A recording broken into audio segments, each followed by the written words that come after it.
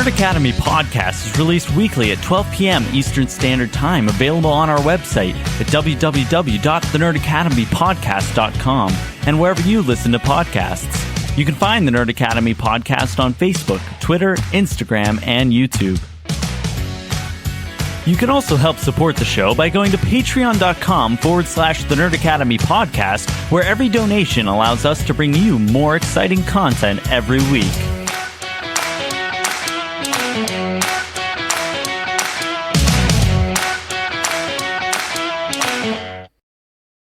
Good morning, class, and welcome back to the Nerd Academy podcast, your source for nerddom news and commentary for the last 5 years. I am your host, Jarod Bachman-Stubbs, and SuperJurassTastic Month continues with Superman. I truly think this is one of the movie reviews I've been the most excited to do in a very long time, to just unpack this, talk about it, and just kind of just get to let all of this punk rock optimism out with an absolute murderer's row of people, one of whom I think lost power during the intro. So when he comes back, I'll introduce him. But right now we have the champ himself, Bill Sheehy. It's a gold medal. They gave me a gold medal. I was a sixth man on the championship team at the High Street YMCA in Lexington, Kentucky. Shout out Knicks. Shout out Jair. Shout out Jason. Alex, who else is on the team? Kyle.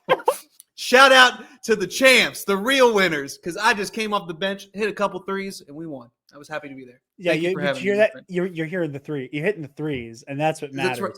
Also, this is a Superman review? Yes, sir. Okay, I thought this was Ironheart, but I'm ready either way. So this is even better. I thought I said it was going to be Superman. I apologize. No, it's fine. I'm happy. Yeah. That's awesome. I did just get confirmation. Travis did just lose his power. So we'll see how that goes. But while we wait for Travis to come back, we are joined by two guests, two people who are getters of it. Two friends of mine, one an arch nemesis, the other somebody who if they couldn't get James Gunn, they should have hired him. We have Alden Diaz and Mr. Radtastic, Dave. Heck yeah. How's it going? Hello. I just want to say real quick, you're not my arch nemesis. I know you think that, but it's not. You're mutual. my arch enemy. I guess. And as much as forces of nature have enemies with specific men, then I guess in that sense, correct. But yes, very glad to be here. He just Lego Batman'd you.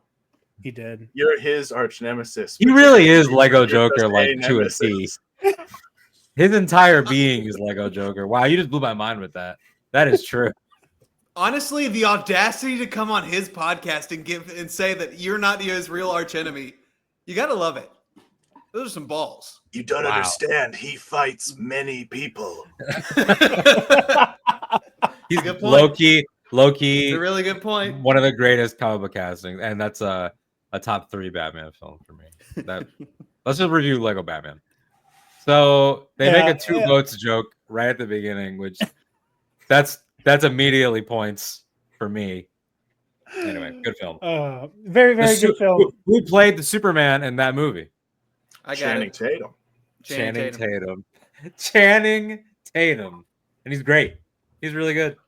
He really did make a name for himself in that one.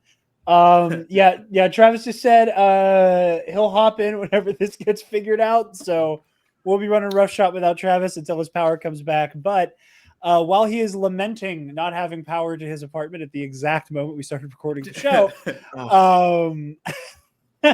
the best way to drown those sorrows would be with a nice glass of Sunday's Bloody Mary. You guys know the drill. Sunday's Bloody Mary has the most badass Bloody Mary accoutrement in the multiverse with their 3-time award-winning spicy Caesar mix, as well as their mild and traditional mixes if the spice ain't for you.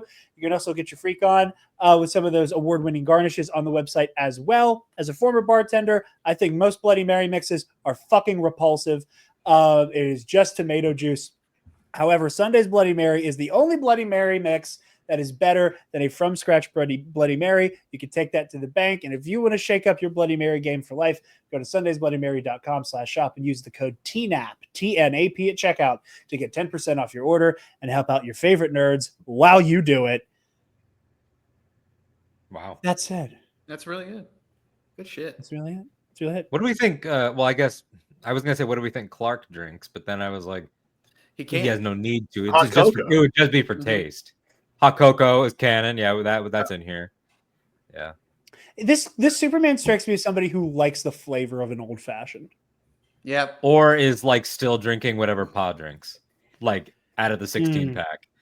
He Because I feel like Jonathan Kent is a 1 beer a uh, week old man. Whatever the dive bar is in Smallville, he likes the smell of that. So it's just like, it's the one place in the world where you can still smoke indoors.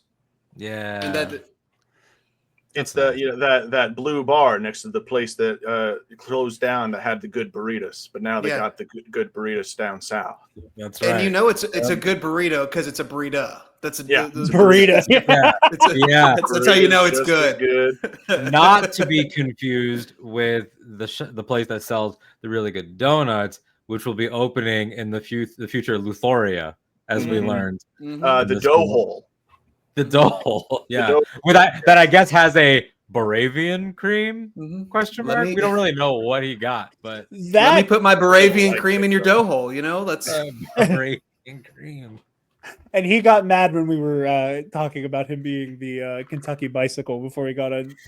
And we're not even 10 minutes in. And he's like, let me put my Baravian cream in your donut. You gave me a setup. I had to do it. Took it. And I'm glad you took it. I did it. Oh, sue me.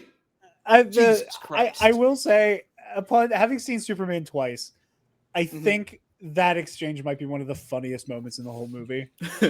Like it is Lex at his most human in the movie is just talking about a really good donut. Yeah, he's not being ironic about it at all. He's like, it might be the only thing he expresses affection for in the film. But he still sounds fucking psychotic when he does it. That's insane. Like that's such a good point. The only thing he speaks up with zero irony in a positive way is that donut shop. He's like, I brought you a donut from Doho. The cherry on top of the situation is the fact that it was Ultraman presenting it, because Ultraman was just Lex's basically manservant in this. Yeah, thing. he just so he's just like new donut. He just points at Ultraman, and Ultraman just holds the thing up. And also, giving somebody a donut after you just sent them through a donut-shaped tear in the universe is pretty funny. It's very funny. Yeah. It's very funny. But yeah, Superman. Like I said, I've seen it twice. I know Alden has seen it twice. I've seen it twice. You've seen it twice. Okay, so we're all 2 viewings in. I know Travis did as well. I saw it Friday, and then he and I saw it together again last night.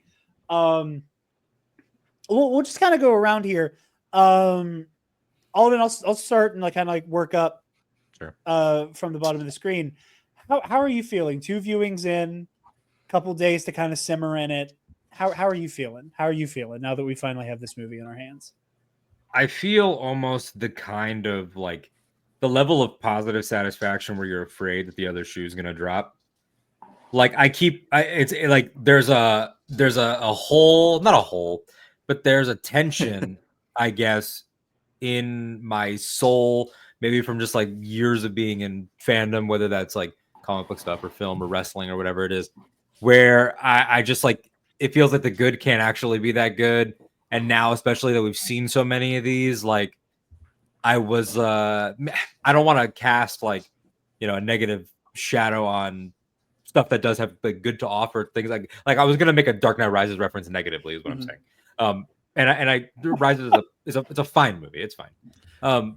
But I guess I live in fear of the night that I saw that. I saw Rises 2012 midnight showing. So that puts me at 16 years old, and we went to the midnight. One of our friends' dads took us, and then we stayed up on Skype, y'all. Skype, RIP. And we stayed up on Skype all night long until 6 a.m.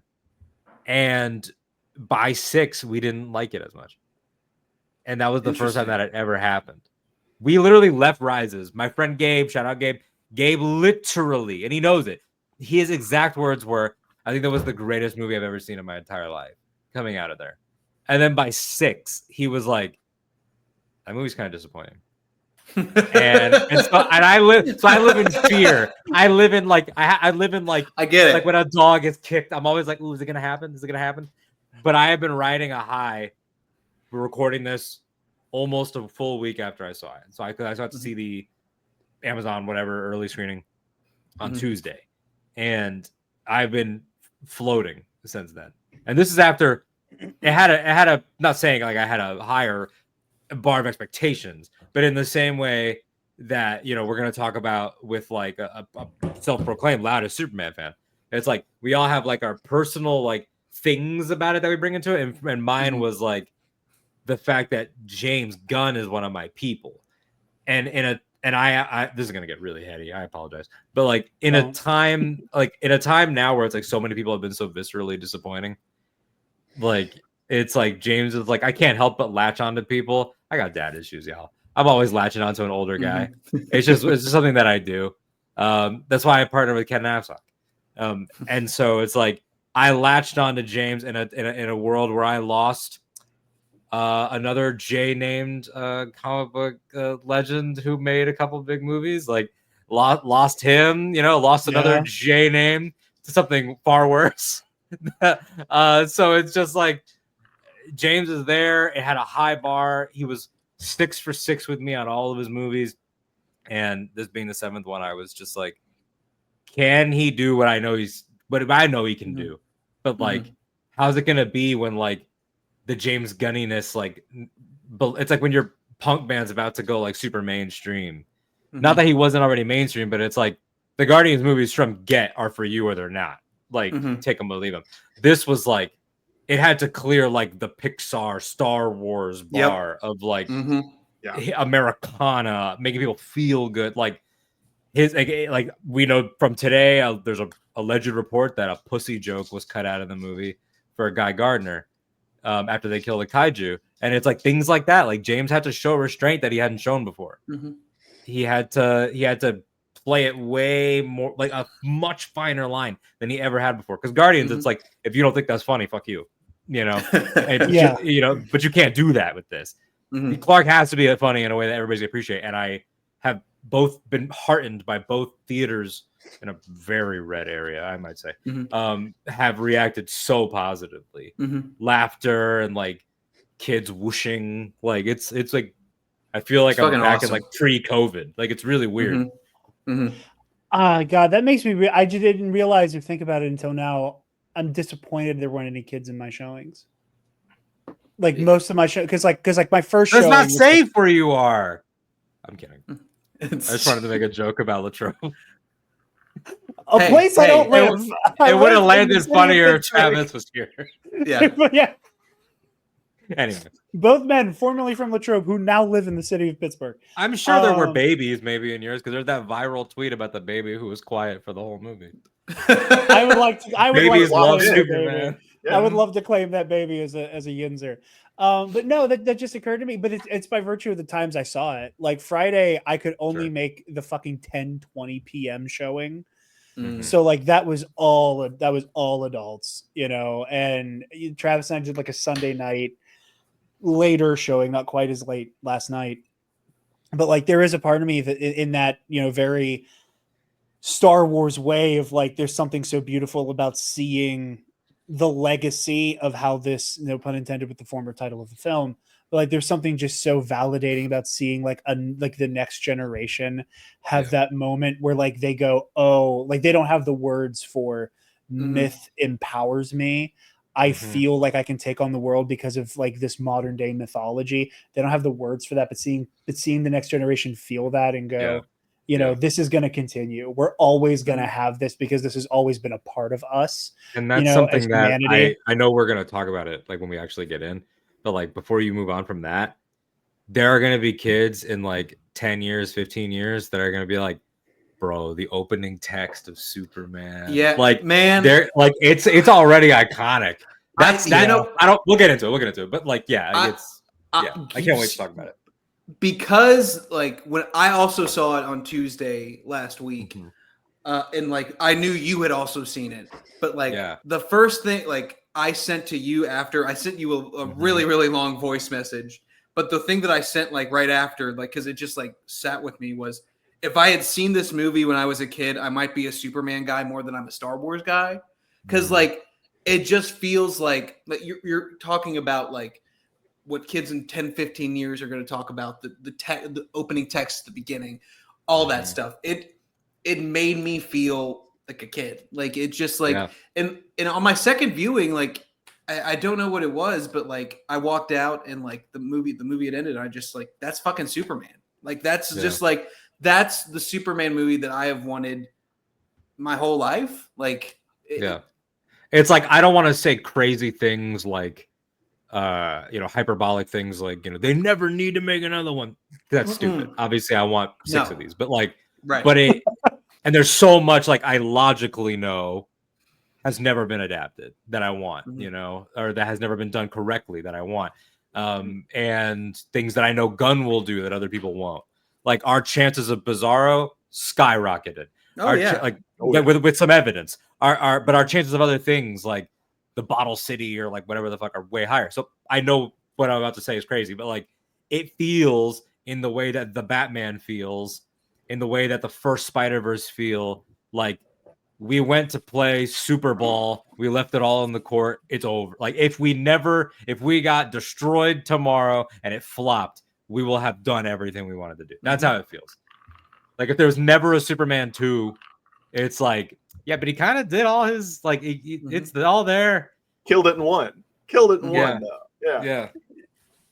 I love that. Well, throwing to the loudest Superman fan in the world. Oh, yes. And that is not, I'm the loudest Superman fan, not in that I am Superman's most vocal supporter. I'm talking pure decibels, baby. If y'all have seen my TikToks, my microphones fear me. This is just pure volume. Yes, this movie, I said it before and I'll say it again and I'll continue saying it. This movie helped heal 13 years of damage on my soul. I am a lifelong Superman fan. I grew up watching the animated series. I have always looked up to and adored this character. I watched the Christopher Reeve movies when I was little, and I was one of the guys. I loved the Brandon Routh Superman, although I was greatly confused why it was a sequel to the Christopher Reeve Superman movie. Can I interrupt you for 1 minute? Can I interrupt you for one moment, Dave? Yes. I watched Superman 1 and 2. I accidentally pulled an all-nighter, and I started watching Returns, and then I just wasn't I texting you during that? You were. I can't remember if I was like, because that's when I had my crash out realization about a couple things.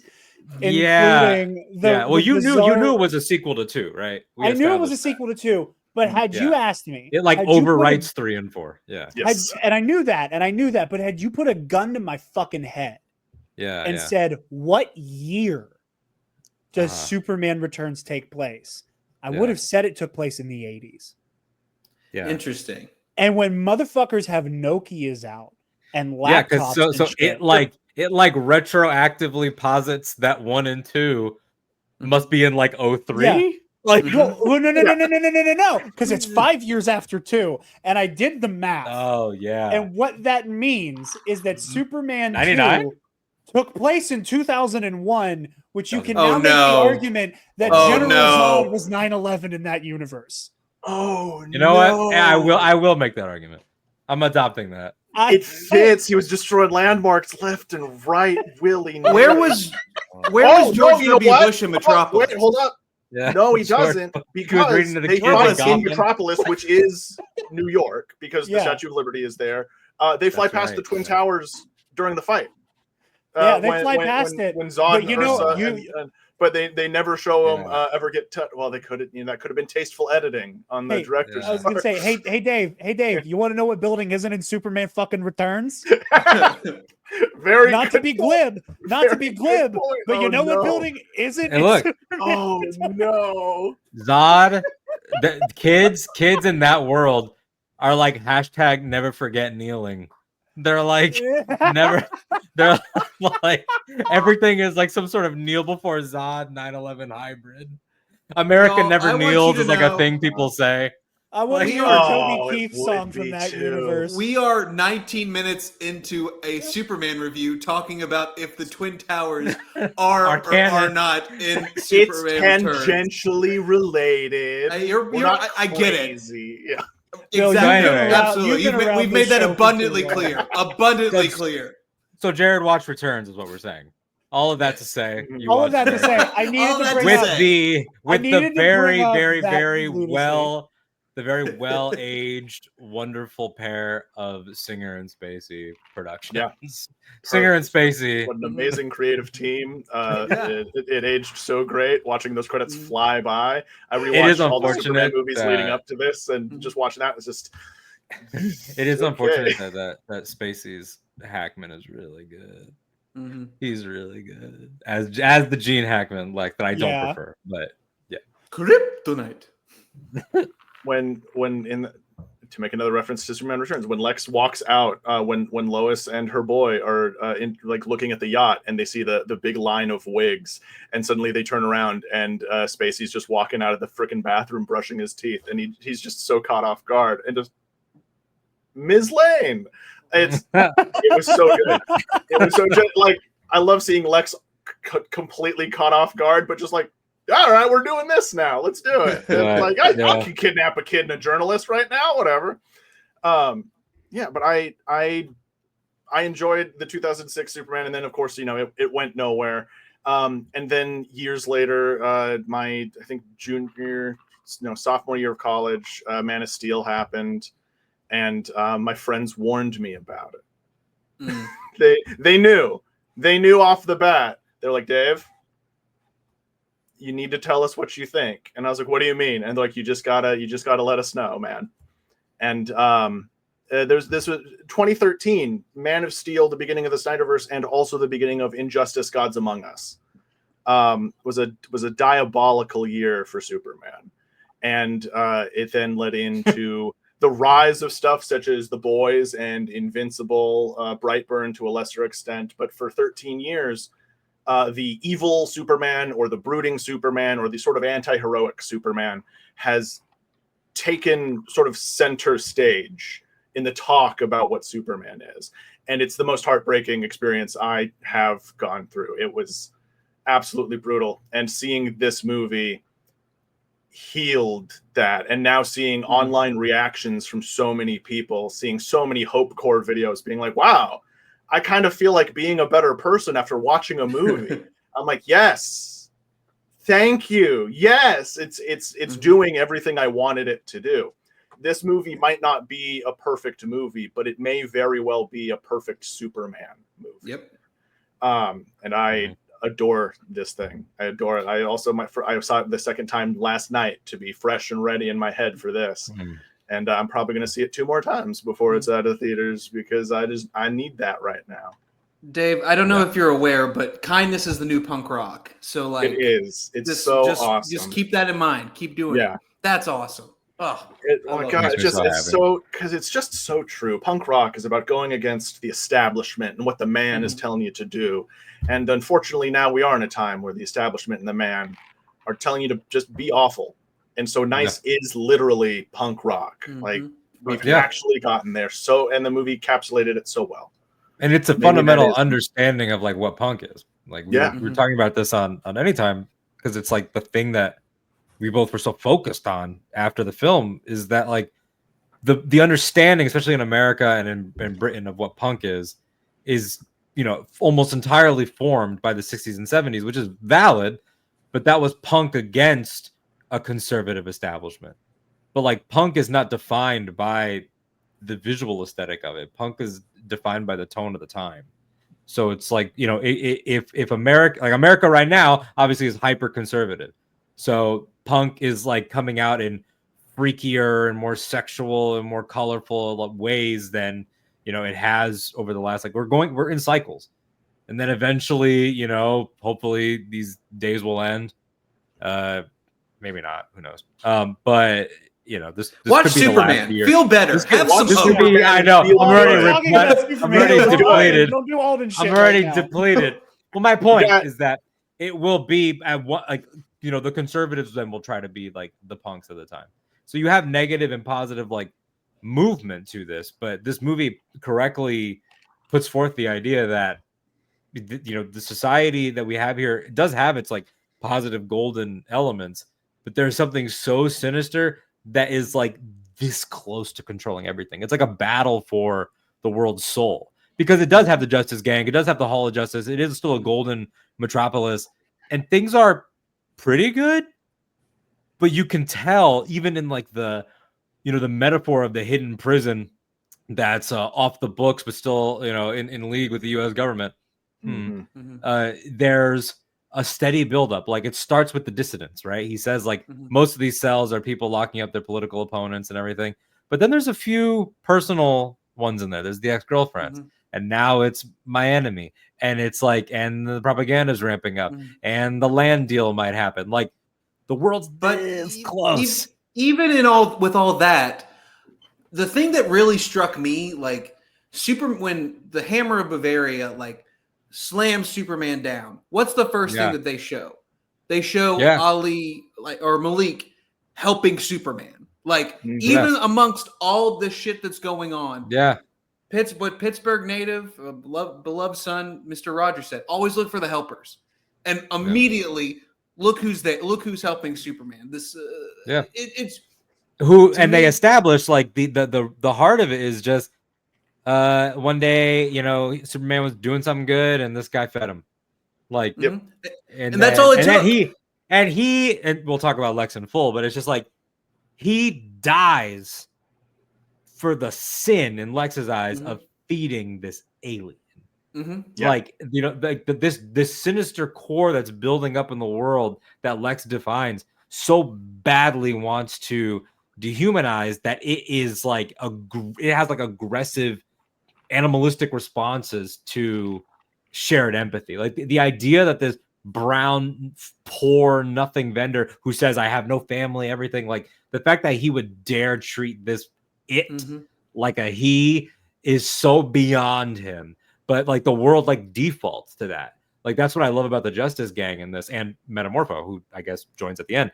It's like they are good, but they could be great. And in the end, they choose to be great. Yes. Like they're effective when they show up, and they have a history, and they fight a maybe Mixelplicht in the back. Who knows? They say an imp, a dimensional imp. We don't know. I've seen a lot of people. I got to get in there. I got to be my nitpicky self. Fifth dimension was never mentioned. This was an interdimensional imp that very well could have been Mr. Mxyzptlk. Absolutely, that could be my boy. Yeah. All it said was interdimensional imp, but it was said with such a "this is Tuesday" energy. Yeah. Of just when she's like, "Are you helping with that?" He's like, "Oh no, it's some interdimensional." Imp. I was looking for the dog. It was such like when they got it when they released that poster of the reveal of the suit of Corn Sweat battle damage, putting it on, and there's the thing in the background. I had that little bit of I'm like, I don't like it if Superman's just sitting back and letting something bad happen in the background. He wasn't. There were three people totally handling what by everyone in that movie seemed to imply was a normal thing. And that's what I love about the Metro. Like that feels like if that's Tuesday, then like I think when I first saw it, like I texted Alden and was like, I think the thing that made me like just immediately in the Crawl did a really, really good job. And it did what Batman v Superman couldn't do, where it was like, this feels like a real world. This feels like these metahumans have been here for a long, long time. So like, like you said, it's just Tuesday. So like, I like that. It feels like comics expertly introduced such a massive universe simply by just having people converse about it as if this was normal. This was dialogue that to us sounded exposition heavy, but to an informed listener would just be like, not like, this is just like as if someone had never heard of Starbucks before, but people kept talking about Starbucks. It's like, why do you keep trying to tell me what this is? And there was like, no, because this is just a thing. Like, when they were fighting the kaiju, and Clark was like, I was hoping we could knock it out and take it to an intergalactic zoo. He didn't say intergalactic zoo as if, this dream I had of like, wouldn't it be great if there was such a place? Yeah. He was like, no, like intergalactic zoos. Yeah. Those and at the end, like those things there are know about. Bars on other planets that he knows. Bars on other planets. So it's like things like that make it like we've been saying, like it feels like if you started in the third phase of Marvel, and that's true. I think for general audiences, but it even has something. I'm not gonna say better, but just different, which is that the Marvel universe, as it stands in that continuity, for the most part, is pretty new to the public. They didn't know about Hank and Janet. They didn't know about the incident with Carol in the 90s. They knew there was a Steve Rogers and that he disappeared. And that's pretty much all they have, unless you're like deeply connected to the magic side of that world. Like it's small pockets. This one is like establishing with that 300 years we can read into it, you know, probably Hawkgirl. We know he has Frankenstein already, the bride. So it's like there are things in Creature Commandos like that could be referring to, but it doesn't matter. It's just like the breadth of time has made them. I think James Gunn said like as common as like seeing a celebrity in California is like the way that weird things happen in this world. Like a battle is just like a hurricane here in Florida. It's just like 8 months out of the year is battle season. They had a mandatory evacuation that everyone kind of seemed to like know what to do. It was like still a panic because it was an evacuation, but it wasn't a, oh my goodness, this has never happened. It looked like people shout out to everybody that took that left exit that goes to Gotham City. Because if you're evacuating Metropolis, you end up in Gotham. You're like driving all slow. You're like, well, that's the funny thing. Like Alden, you've made that joke before, and I love the pushback of, you know, it's what would you prefer? Would you rather deal with like normal crime every single day? Or once a week, there is an interplanetary threat that is going to just start tearing down buildings. Sure. Like what do you prefer? You're probably going to get mugged at least once a month, or an apocalyptic threat is going to literally rip the city. But you know what? I think I still pick Metropolis Living because I know that the heroes there like are also at that level. Like you have Superman. And then sometimes you also you have a whole super family. So it's like right now DC citizens have it good because everyone's got powers right now. If Superman is saving a squirrel, I think you're going to be pretty safe in Metropolis. Exactly. He's operating at detail. It was such a good intro for the Justice Gang and showing their change over the movie of they come in to start dealing with the kaiju. Everything's going to be cool. But they're reckless. They're causing collateral damage. The kaiju smashing everything up. The Justice Gang aren't looking down and around for the little people. And Superman is. He saves everyone. He makes sure there's no casualties. And he literally, after stopping, when he saves the little girl from the pipes, he turns around, he looks up at them, and he's like, "Come on, guys!" And like he just keeps going. Yeah. He's totally just like you. We have to be better about this. And he has to catch it. Yeah, the whole thing would have come down because of the explosion. Yeah. And it was it falling shows like even like and Superman. And they you know, it's also specifically for Terrific, who gets the most to do of them. It's a really smart intro because it establishes that he's a genius, but it also establishes that he's callous, which he admits later. You know, and it's like, you know, I don't know my Terrific history enough to know if like the emotions thing was like a literal thing, like if that's supposed to be about like maybe him being like wired differently or even like a neurotypical. So it's like, I don't know. But in any case, it establishes how someone like him could be that smart and also not worry about the messiness, because he isn't, despite his immense intellect, a people person. Like, he can't even listen to one person's problems, as we see later. Yeah, he's just completely weirded out by Lois. His great beat.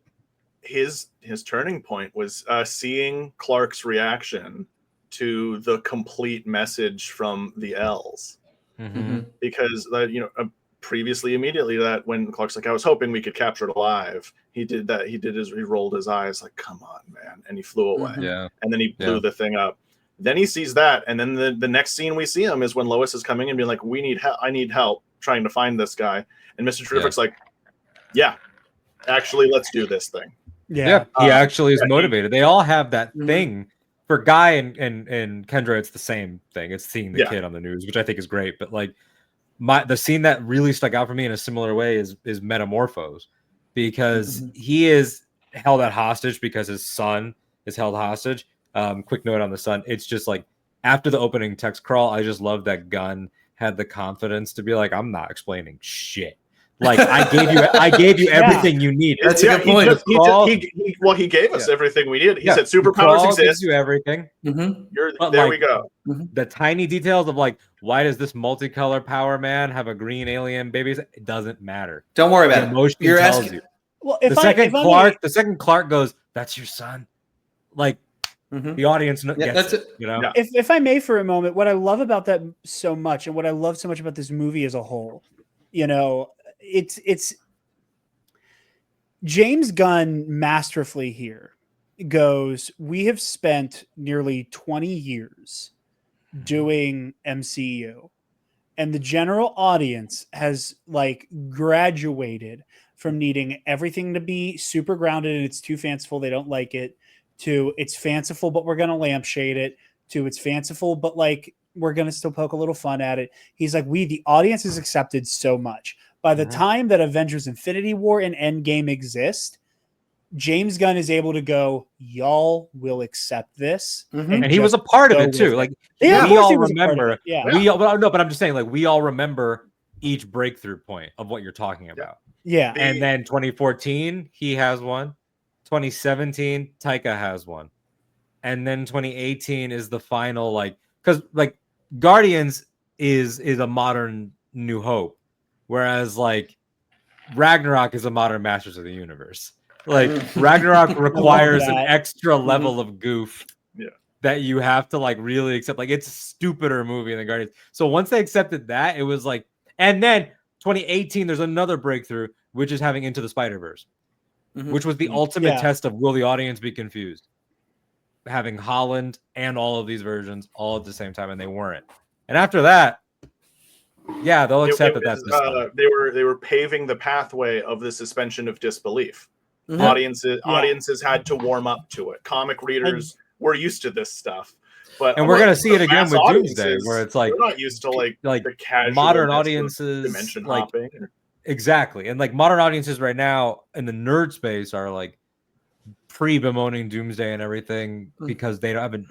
They've just been following the films of it, and it's like us comic readers, like we know, like sure.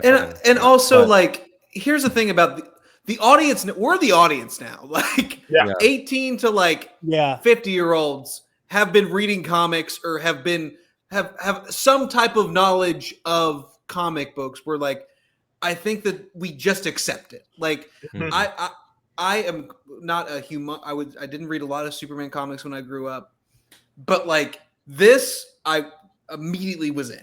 Like, I've been trained for 20 years to do that. So like, and that's what I'm getting at is that like there's this really like there's just so much faith in the audience. You know, I was talking to Travis when we were leaving the theater last night. Is that like I kept saying, I'm like, there are moments where I feel like I can see the speech bubbles in so many of these conversations, like especially when Luthor calls attention to, Metamorpho's son. With that, oh hey, look over there, you know, like I can see the fucking speech bubbles, and it's just this implicit trust in the audience to just go with it. That it's like you came to a Superman movie, you saw the marketing, you know what the vibe is. Check your cynicism at the goddamn door and just be ready for fantastical, goofy fun. And he just trusts the audience, and it grounds it, and it immediately grounds it. Like and to tie it all the way back to the point about Terrific and Metamorpho and the other characters. Like when Mali is killed, that's what breaks Rex. Like it breaks Clark. Like in as much as Clark has this wail of just sorrow. But it causes a breakdown in Metamorpho, and his reaction is he just got killed and I didn't do anything. It's it's on me. Like both things can be true. Yes, you're being held hostage. That's true, but it also doesn't make it easier to accept that maybe there was something that could have been done. And Superman embodies the idea that there's always something you can do. Doesn't mean that it's going to work, but you can try. There are two things here. For me, at least, Superman in the movie brings out the best in everybody, and I think that's something that like you're absolutely like. I think that's what, just personally, that's what I think you should like want to do, like try to bring out the best in people in any type of relationship. But also like going off that and like the kind of fantastical, making it feel like a comic book. David is able to like say like golly and what the hey dude. And like it's just like if you had done that in 2008 when The Dark Knight was coming out, probably wouldn't get away with it. I think you can now just because like the genre has just changed so much, and I think we have been given possible now. So many gritty anti-heroes that the breath of fresh air that is a guy who says, gosh darn it, is amazing. Exactly. Like, so great. Well, two things on that specific front. The first of which is, Alden, you mentioned it earlier, like this, like the Star Wars-y feel of like A New Hope with Guardians. Like that was what set Star Wars apart in the 70s.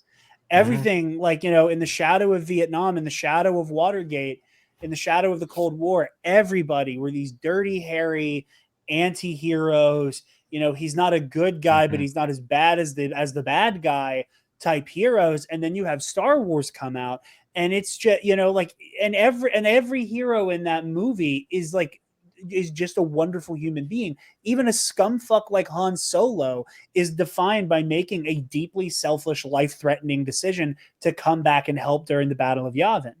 And like, I don't think it's by accident that we're watching history repeat itself in a very similar way right now.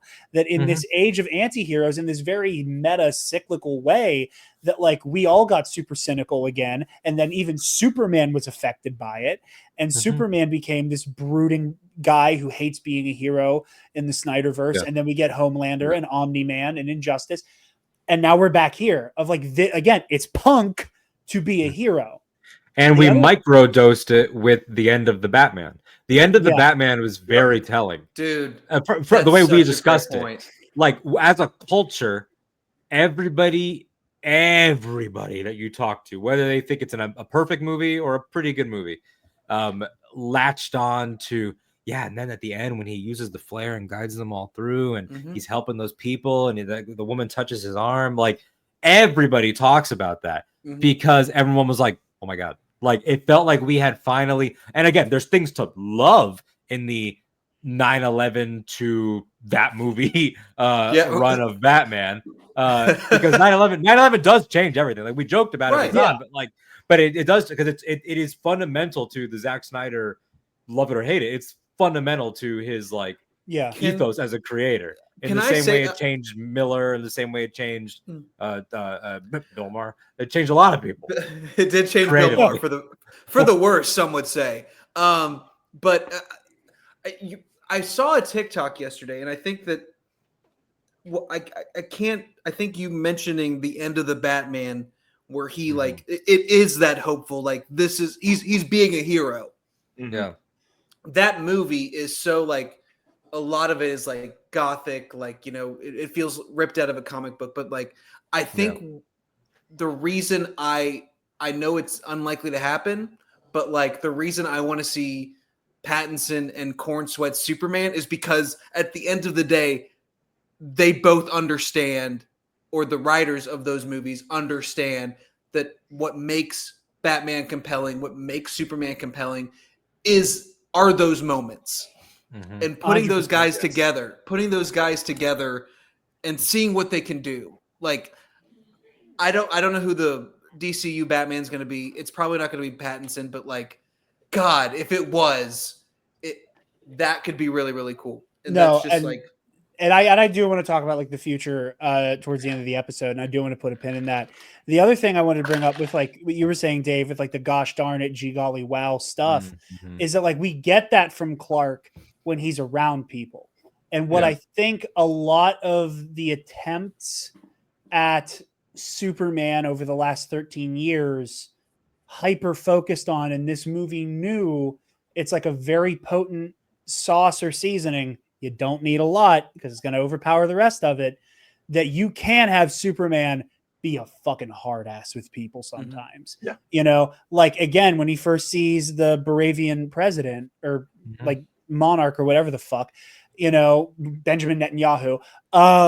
Benjamin Netanyahu. Not Good Not point. Yahoo is really fun. Legally protected. Yeah. Legally Legally protected, like- not in Yahoo. Legally What- distinct. But when they're in Lex's like pocket universe prison, Mhm. whenever Lex is like, oh yeah, our very special guest, Superman, gee golly wow, oh my gosh, golly gee, Superman goes, yeah, I recognize him from the smell of his piss when I flew him into the desert. Like he goes from gee golly wow to I could smell your piss. Yeah. You Well, coward. Oh he's yeah, also, like, it's the little piss people- baby that I scared. Yeah, like and like people flipping like the table. Where's the That's dog? Luthor? exactly. they have Well, a like, hard time finding the balance between Farm Boy Clark and the fact that this guy, like, he didn't bullshit his way through journalism school. Like he is a journalist. Yeah, I think people think that like the Clark Kent identity is forged because it kind of is at Man of Steel. No shade. If you love that movie, great. But like I'm pretty sure it is a forged identity at the end. Whereas like Clark is a journalist. Like Yeah. people forget this. Like he should be like they shit on him for his writing because they're busting balls at work. But like if he's a front page caliber journalist, There you he go. should be able to throw barbs out. Yeah. But like I And said, he does. And even from the comics, I don't like a threatening Superman. There are some people where you kind of got to, and one of my favorite ones is the storyline when Superman steps into an abusive relationship where a boy and his mother are being beaten by the father, and Superman just walks in, and Superman kind of kicks this guy's butt and calls the police and just lets him know. He's like, hey, I'm gonna give you, little boy. This is my alarm watch. Like I give these to my friends. He's like, you can press that button, and then he looks at the dad and he says, and if you press it, I will show up as soon as you do. And he just looks right at the guy of just like, your son has a hotline to me. You just broke your fist punching my jaw. Like Superman knows who to threaten and when to threaten. And it's not like you don't threaten the bank robber driving down the street with all the money. You don't threaten the jaywalker. You don't threaten the alien who doesn't understand how doors work or something like that. Genocidal monarchs. Let's make fun of this guy. Evil billionaires who killed thousands of people with their pocket dimension, all that kind of stuff. Let's make fun of it. Like let's be mean to this guy. Superman is appropriately mean when it comes to, because like sure, being nice to literally everyone could maybe be a good ideal, but I think it's also very important to there's the paradox of tolerance. If you're tolerant of intolerance, you yourself are intolerant. Superman is intolerant of intolerance. It's like, oh, you suck. Okay, and they also just like Superman smashes the Klan, or even just listening to the radio play that was based on. When Superman's interacting with Klansmen, he's not being like, well, you just have a different opinion. He's like, no, you guys totally suck, and I'm here to like kick your butts. He's like, you all suck, and you should get. And they very believably in this movie find the balance of making Clark feel 30 and 3 years in. Like but like there's enough roughness around the edges with the attitude, with the approach, not quite like a Superman 10 years into his career probably would have mopped up the kaiju very easily. Like, it's there still would have been a process, but he would have been like, all right, I'm going to freeze both legs. I'm going to go up here. Boom, boom. Like there's a level that Clark rises to. Whereas this one is like, I'm still getting knocked into some, storefronts. I'm still like, I'm not quite there, but I'm also not, this is also not year one. There's a very such an important point in that opening title crawl that we loved of 3 minutes ago, he lost his first fight. First fight for 3 years, never happened. He coasted by this whole time. He is only now running into circumstances where he's like, I have to learn exactly how much I can do. Because even when he's fighting the kaiju, he wasn't fighting to kill. He wasn't fighting to. He was trying to knock it out, and he kept trying to gauge how hard. Even when he's trying to catch it from falling into the building, and he pushes it back up to standing on his feet. I've seen some people try to point out that that's like a moment of weakness of like, oh, but look at it, he's straining at it. It's like, no, he's trying to gauge exactly how hard do I push this thing so that it's not going to fling through into the opposite side of the street. City might be destroyed level thing. It feels like, and like I think like the prequel. Did you read that prequel novel? I haven't yet. I haven't read the prequel. I wanted to go into the movie fresh just in case. Pretty sure the prequel novel establishes that he's fought Metallo, something like that. Like they've already done a Metallo story, but like yeah, like against the future Bizarro, which I feel like we all agree on that. That's right? coming. Like, That's because he said it's that gonna he's be. done. I'm stupid. suspecting full blown. It's Bizarro or it's Bizarro and Doomsday because it's such a perfect setup. Especially if the pocket dimension becomes the Bizarro world of the whole situation. I can totally picture. I'm just gonna call him Bizarro. I can totally picture Bizarro surviving by like eating the anti-proton energy and that messing him up and all that type of stuff. Corn Sweat gets to be all gray and weird. And it's also perfectly shown with how weird his face got with kryptonite poisoning and the black veins and everything. It's like, hey, throw that makeup back on again, show the hair getting all scraggly and gross. We're getting there. Yeah. You could be like the pocket universe flips his powers, so he has the ice beams. You don't think Juilliard graduate David Cornsweat is gonna put everything that he has into Bizarro? Come on, come on, go full into that guy. His whole Cornswitsy.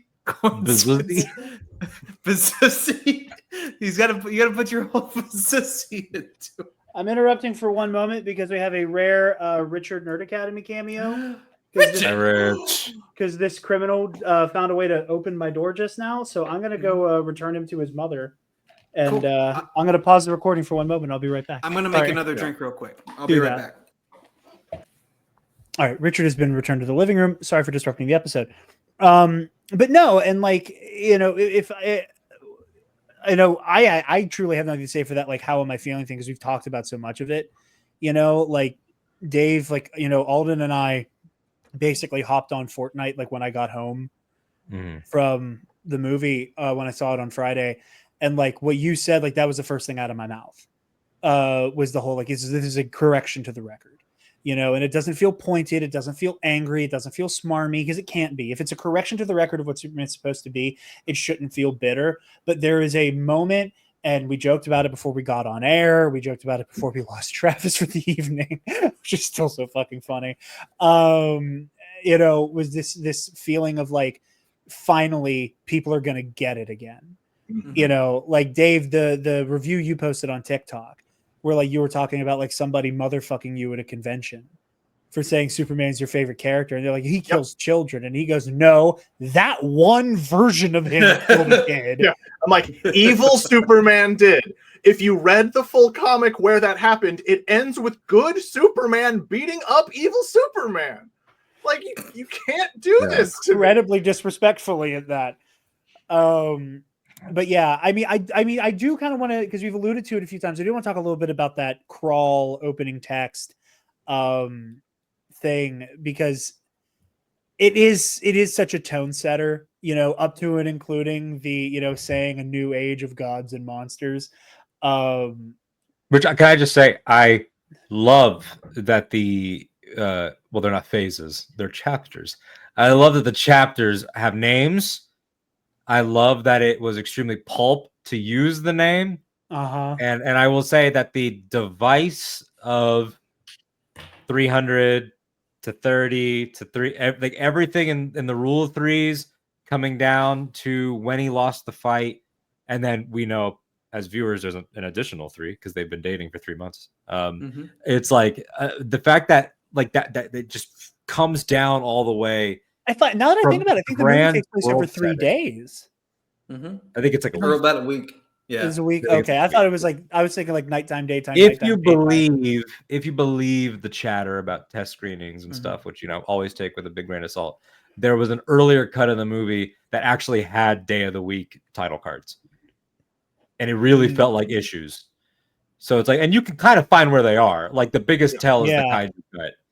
The kaiju cut of like, it'll get bigger and then it's the next day. I like it better that way as a cut to the dog. I think that's funnier. Same. But it would have been like Wednesday, I do. There's a question I want to ask, talking about the 3-month thing with Lois, that I want to talk about. I want to put a pen in. Just remind me when we get to that. When we get to Lois, when we get, because it just there's something that's said where I'm like, we have to talk about her. But yeah, I just on the opening, I just wanted to add, like, it's so good and like the fact that it starts so large and ends so intimately is such a smart device for world building. Lets the brain swirl, leaves it open, like I said, to like whatever they want to tie in. We know just from the production design that there's a JSA in the history of this world or something like it, because you can see Wildcat, you can see Jay Garrick, you can see Dr. Fate in the Hall of Justice. So that's awesome. But it also just like is one of those things that it was such a smart way to reinvent a crawl that I'm like jealous that I didn't come up with it, you know? Not that like I have this job, but it's like one of those things where you're like, fuck, it must feel awesome to be the guy that wrote that. Like it was one of those where I was just like, ooh, son of a bitch. That's good. I mean, like as I mean, again, like, you know, Dave, I know you like Star Wars, just like, you know, Alden, Bill, and I, like, this is one of our main things is constantly talking about Star Wars. You know, you've made the smart decision to avoid that as much as you possibly can. I wish I was as wise as you are for it, but I made one TikTok giggling at the term turbo laser, and I laughed about it for a week. I had to take that one down because I got fucking flamed for that one. Why? I was just I'm like, I get it. Like, I know that that's what they're called, but just it was such a serious scene, and the person was just like, fire the turbo lasers, and I'm like, I get it. It's a big laser. I'm like, there's so many other things, like so many, like the hyper cannons, like there's so many other different names you could do, and it's kind of like, you know, it's the difference between a lightsaber and, in my opinion, laser sword. Of like, to me, turbo laser just sounded like that's the laser sword. That's not lightsaber. I'm like, throw the lightsaber spice onto it. I need the spice. And people are just like, if you don't like it, you don't deserve Star Wars. I'm like, no, this is just I'm just this one thing. They're like that. Yeah, this is how it is. Unfortunately, but you know, like, I know the three of us, every time a Star Wars show begins with what we always just refer to as a mini crawl, because it's just text. You know, Ahsoka does it. Acolyte has a little one. You know, Solo does it. Solo does it. Andor has its little, like, you know, 4 BBY. Willow or has one. Check it off. Alden found his way to mention Willow. Congratulations. Round of applause. It found its way. What do you mean found its way? It's a part of the conversation. No, it is. I know. It's just, I love people are talking about Willow. I love when you get to bring up Willow. That'd be a lot of people are saying Willow had a crawl. Mad Modigan, bad guy. But like, I just, there's like just stuff like this. It just adds to the sense of fantastical. Bill, stop laughing because your laugh makes me laugh. Finish the thought, but no, it's just, I just love how that's such a specific thing for a specific group of people to be like, ooh, opening text. I love like, text. just It makes it feel more like, makes it feel more like 50 sci-fi. Like, yeah, it makes 100%. It makes it feel like the Superman comics that were coming out in the Silver Age when George was at USC, you know, looking at his Flash Gordon shit, wishing he could make that. Like, the Superman comics that were coming out at the time were the weird ones. Like, the whole Silver Age is weird, but like every time you see a Superman, like, LOL, isn't it like fucking weird that he used to be able to do this? It's from this age. It's from the stuff that Gunn looked at. And like, yeah, he talks about, you know, All-Star and Birthright, as he should, because they're awesome. But like, it just it has this, we know exactly what it is. Like the opening crawl married with the on the score, it's called the River Pie. I don't know how they actually describe the river. But like that trans-dimensional black hole river shit, and he's got like the baby in one hand keeping him above water, and they're going down and they're blasting, and Crypto's eating T-spheres. Like, it was in that moment where I was like I've seen Avengers, I've seen the whole 3-hour war against Thanos. I was like I'm not saying like, wow, we've hit some new thing, but there was a cartoonishness to it where I was just like, like live action might have cranked it up. You know? And I think I sent to you that like this felt like a great episode of Superman the Animated Series or like the Justice League from like what we grew up with. So like it's so cool to be in a spot where like you can do that and like it doesn't feel silly. It feels like it feels real, and it feels like it's wholesome. It's all the things you want in the Justice League or or Superman the Enemy, all those things. And also just like uncompromising in the literal translations of certain things, like Green Lantern's powers. Like, not that the 2011 movie, like not that the 2011 movie didn't do them. Like, I'll give it credit where it's due. It did a Hot Wheels track, like it did shit with the Green Lantern powers. But like to see it, you know, without the drawbacks that movie had, just like presented in something that's just firing on all cylinders. Like by the time Guy shows up and starts doing the giant middle fingers and everything, you're just like, holy fuck. Like, and then like it sends your mind racing because you're like, I'm gonna see Hal and John in a show next year. Like next year. Like we're gonna have 3 of these motherfuckers. Like your brain starts going all over the place because you've seen, like, I lived long enough to see Metamorpho acid blast people in a blockbuster movie. What the fuck is happening? When Gorilla Grodd showed up in the CW Flash show to kill Obama, correct? To kill Barack Obama. Yes, that was exactly. in Legends of Tomorrow. That was later, but yes, he did. He had to, yeah. And remember, that was a later honor. It was an honor Thank you for him to kill Barack Obama. Well, when they brought in, they're like, "Oh yeah, we have Grodd," and I was like, "It's probably just going to be like they're probably just going to do it's a slightly smarter gorilla. Like maybe we're going to get like Planet of the Apes level thing."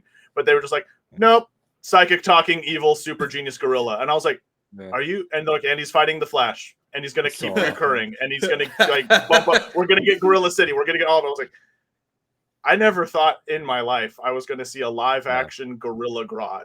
Look, we're going to talk about the monkeys later because we have more to say about the monkeys. This is like, oh yeah, you'll probably get him. We're going to get when we saw the monkey brains, the monkey brains wired in to the Twitter. That's like we'll talk about probably it like, in a real context, but like as someone who is like just online all the time, that's what like made me laugh the hardest because like it's just like that's what it feels like. It's just a bunch of monkeys. It does feel like an angry capuchin just typing away, plugged into an evil billionaire's computer.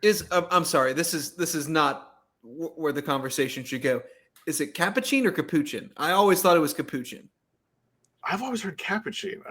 I've always said capuchin, but I completely understood what you meant when you said capuchin. Yeah. I did too. I only say capuchin because of Night at the Museum, and that movie's far from a documentary. So what do I look it up? See how silly I am.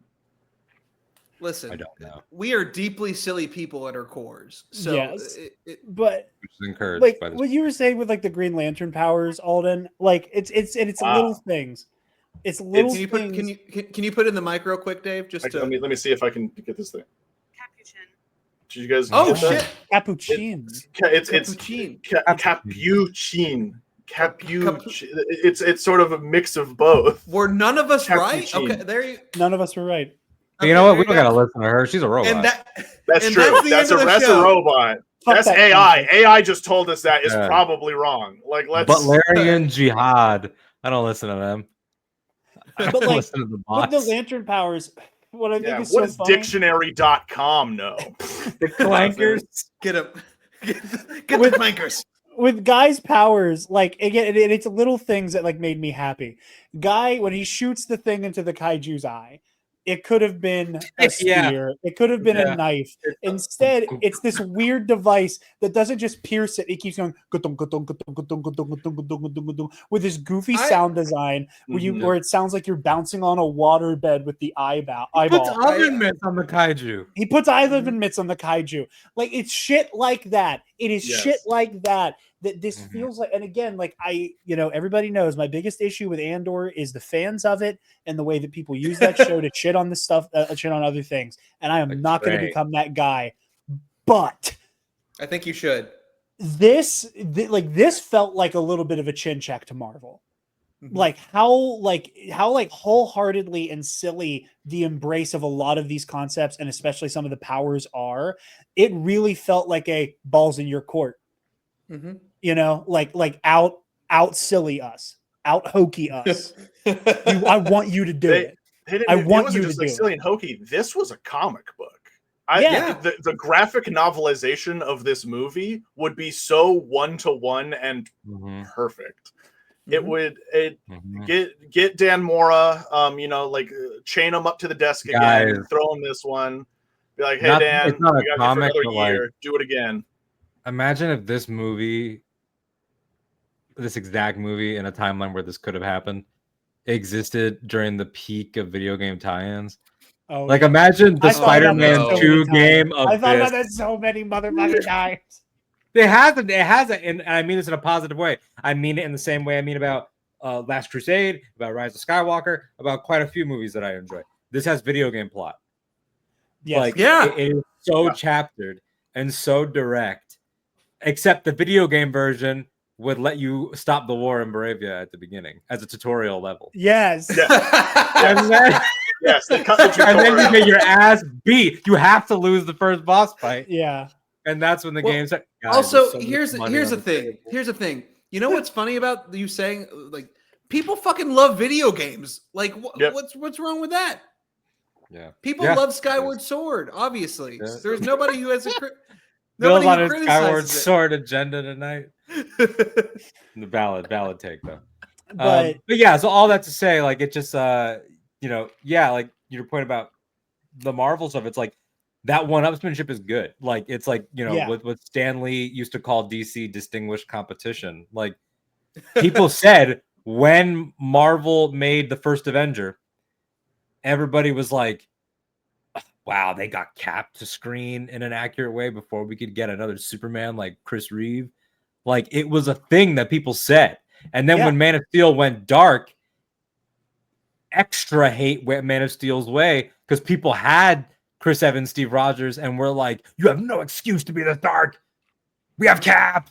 Like, and then, Marvel, as they went down the BVS route, Marvel's like, we're gonna do Ragnarok. We're having fun. We got Ant-Man and the Wasp trailer set to It Takes Two. Like, they were just like they were having a rip roaring time, and now they have a legitimate like challenger, and it's one of their own boys, and so it's almost like, and knowing that Fahey was the first person outside of his wife that James told about the job, it's like, that they're enjoying this, and so I look forward to how much more wild it can get. Like, I'm glad Doomsday was delayed and that they're making it while this is in theaters, because it's almost like, I know you can do it, Russo, because I've seen you do it 4 times.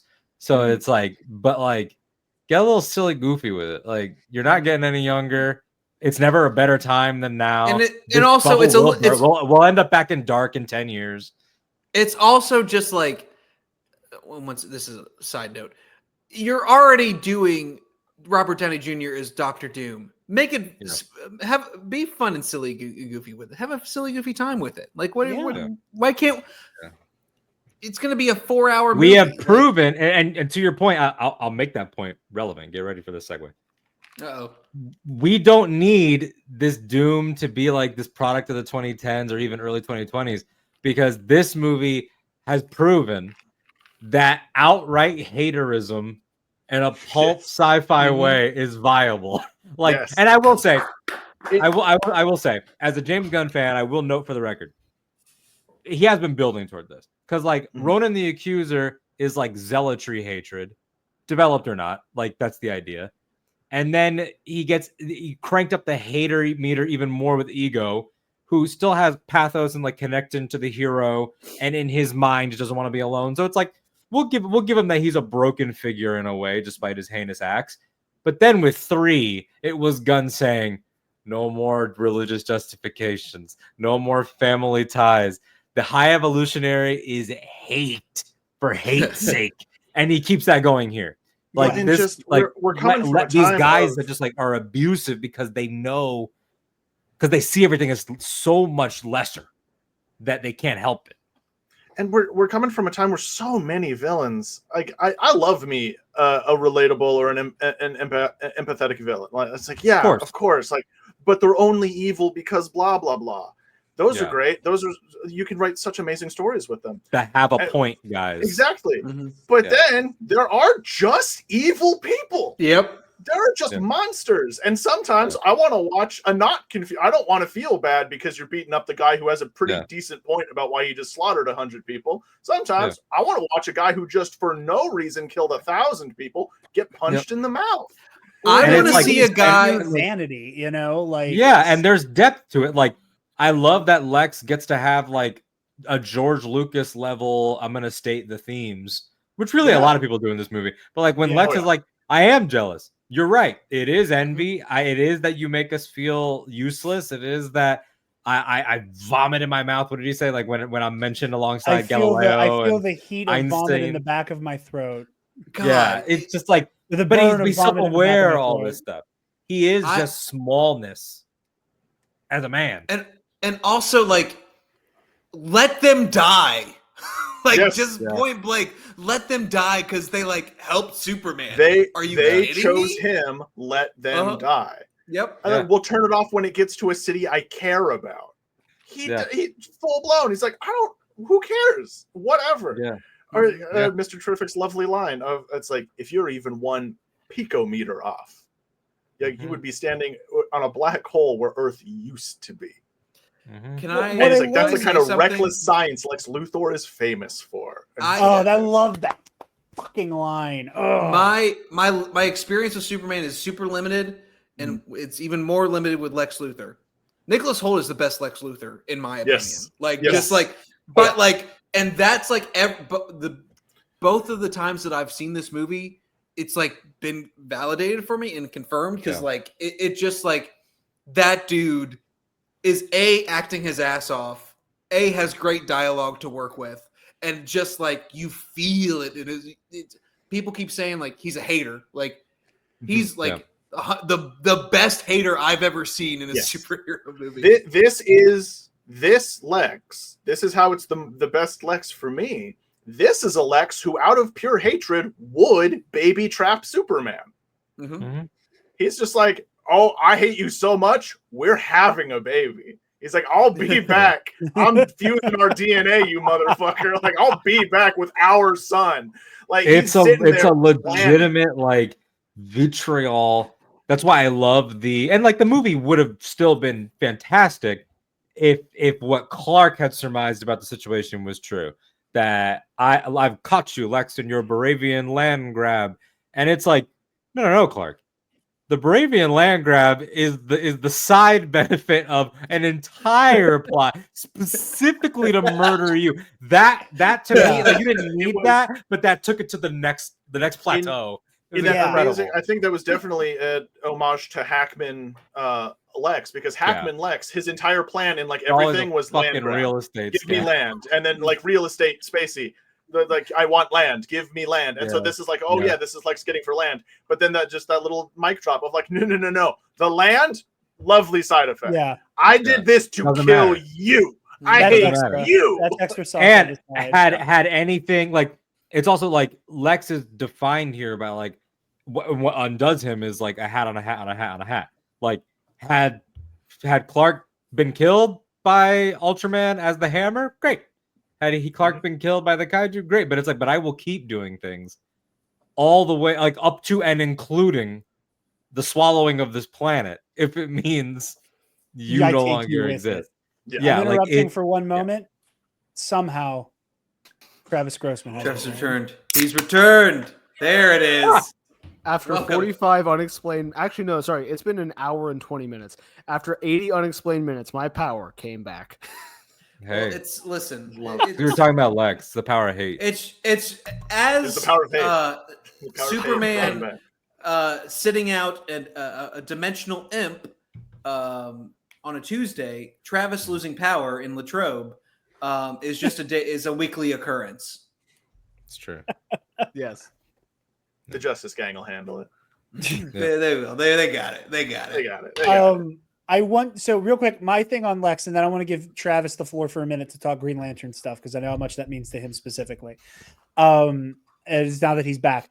The thing I love, and like I'm always talking about how like one of my favorite things in this type of movie is how action and specifically fight choreography leans into theme and characterization so much, and how that is something that gets overlooked, that gets lost in the rule of cool, that we don't appreciate.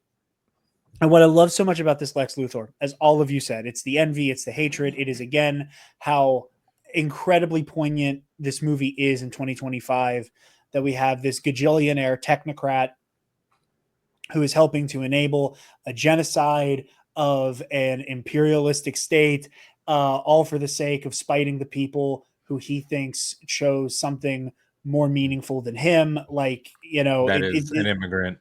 That is an thing immigrant. is an immigrant. Oh, and Yeah. and don't forget the aforementioned farming of hate propaganda online. Mhm. Yeah. To set the tone for everything that you're saying, which they imply he's been doing for all 3 years of Clark's career. Yes. like setting Hashtag aside how unbelievably 2025 this movie that was written and made over the course of several years, Written and right made now, by a man who was the victim of some of Yes. that monkey farming, we will add. Mhm. There's a little bit of a personal dunk in there. But what I love so much about the whole Ultraman, him calling out the very like battleship coordinates. What? 1A. It's very So telling good. that the first move in that hundreds of moves lexicon Lex imagined was Superman pinned to the ground with like his hand around his frickin' throat, punching him in the face. Listen, if nothing else, 1A. Lex Luthor's a freak. Yeah. And first one, we've already won.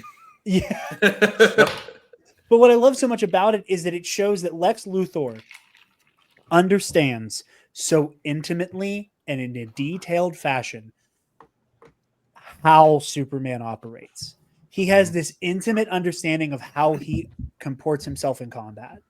Mm-hmm. The fact that Lex is on the fly, able to, just watching him call out to other people in the room specific counterattacks and vectors to attack from. Like, that is somebody who, very tactically, competent, but like he understands the obsessiveness is so ingrained that he knows so he doesn't much deny about the guy. being obsessed with him. Like his team can see it. They're all like sycophants that all fall in line, but they could tell. Like one of them even remarks like, he has his all moves, of these moves planned, like all like, and they've been, the other guy's like, he's all, for 3 years. Like it's also like what that says emotionally tracks, like, because it's not just that, it's tactics and all elements of taking him down. Like he knows you have to kill the idea of him. He knows you have to kill his reputation. He knows like that it'll rattle him and galvanize the worst instincts of the government, the public, etc. And with all of that, what I love so much, in a very hokey, very, George Lucas, it's made for 12-year-olds to appreciate, and when you get older, you have the words for it kind of thing. He knows everything about how to defeat Superman, except for Superman's true power. And it's that humanity. Like, and I love that so much, that the whole movie is spent with Lex, albeit through a surrogate, is kicking Clark's ass. He is proving, like, if I had these powers, I'd fuck this guy up. Yeah. But I got to use another guy to do it. But I'm piloting that guy.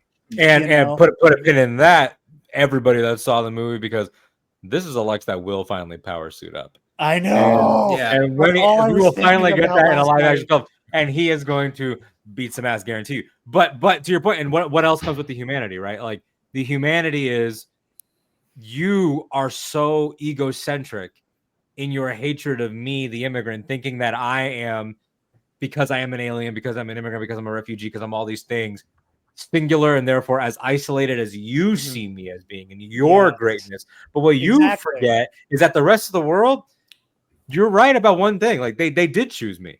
And Clark is able to say, like, that's okay, because I called in friends. Oh, you've got tactics? That's okay, because I brought my dog. Like, his power is in not being alone at the end. Right. And there the whole time. He wouldn't have closed the black hole. Right. Terrific with him. Like, and also, like, I think despite everything that, like, Luthor comes back with it, but like once Superman does his monologue, that what makes me great is my humanity. Like, there's a split second where you see in Lex's face where he's like, fuck, this is working. Fuck, I get it. But then, like, immediately goes like, you nice almost speech. Looks like he's gonna roll a single tear for a second. No, absolutely. Like, way. Yeah, absolutely. It's just so poignant, and it's just such a great examination of Lex Luthor. of just like framing it as like he is like almost fighting Superman through a video game just to prove that like even if it was just fisticuffs, I can still beat him. But whatever. Lex Luthor is a man without humanity fighting an alien with all of the humanity. And he can't stand it. That's so good. It's so perfect. That fucking rocks.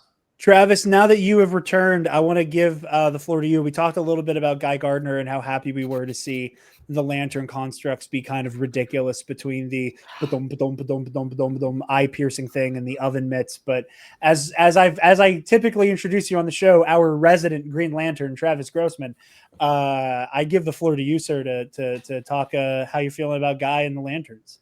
I got into Green Lanterns post Ryan Reynolds movie. Like, I have actually never watched that movie, which means I had never seen a live action Green Lantern on the big screen.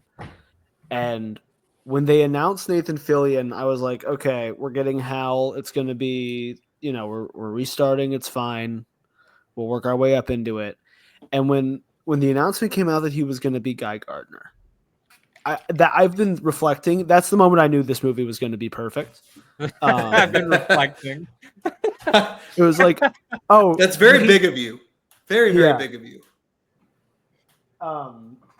And everything about it. I love every version of Guy is just he's the guy you don't want, but he is the guy that gets the job done. And I wish, my only issue is Nathan's obviously getting a little old.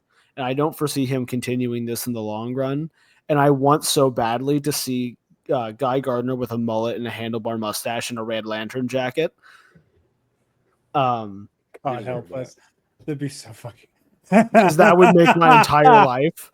But everything, just the goofy constructs, because they showed in the trailer the hands, and then the extended cut of the trailer showed the flipping off hand, and it's like, okay, that's Guy Gardner.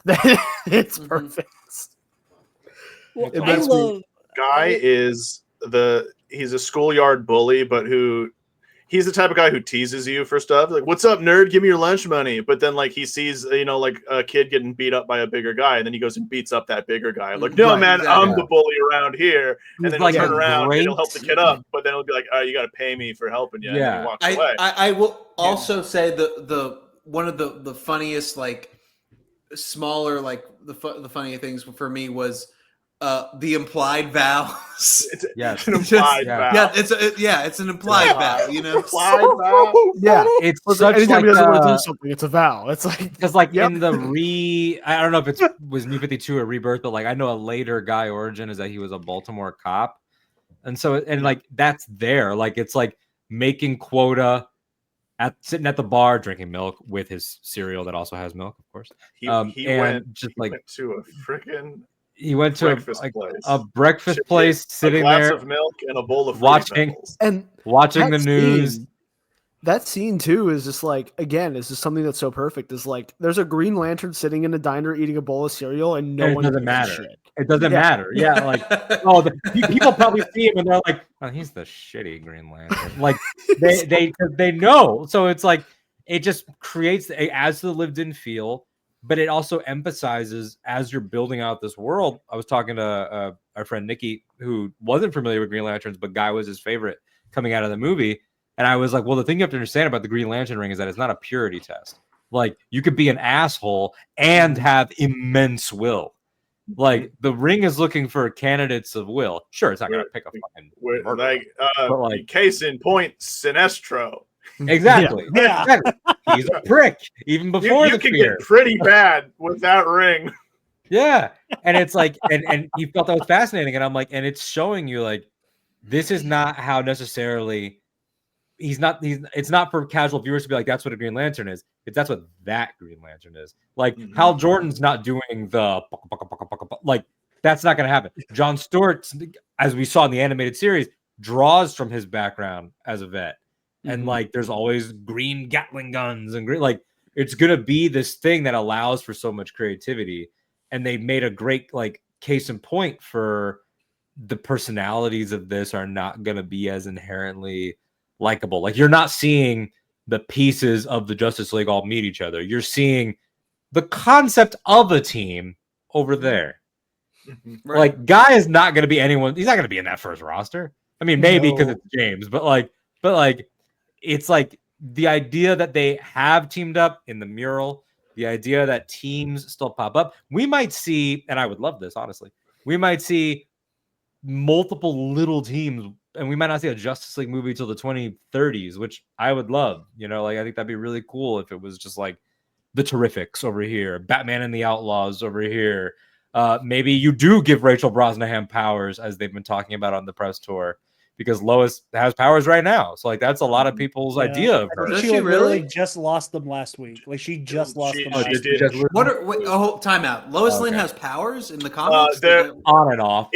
To really condense it, Amanda Waller basically figured out how to steal everyone's superpowers. And just sort of depowered the Justice League. And then when they undid that to like give powers back, there was a fun with some characters power shuffling. And for no one could figure out why, Lois ended up becoming a Kryptonian. And for a long time, they were like, this doesn't make sense. Like, because Clark got his back, John has his back, Kara has hers. Where did yours come from? And then it literally just cut to a big thing of Zod standing fuming in his spaceship. And it's like, oh, Lois yoinked Zods. Yeah. And then All-Star for a bit. All-Star, she gets powers for her birthday, right? Or like one day in All-Star. Yeah. So it's like there have been like interesting things over the years where every now and then. Speaking of Lois, you wanted to say something about Lois. Somebody talk about Lois. She's amazing. Oh, well, you said you put a pin in something for the relationship.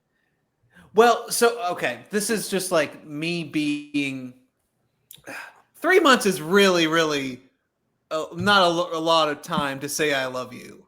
I know that. This is what you want to litigate. I love that this is Bill's like actually. This is the one thing I will give someone about their relationship. Listen.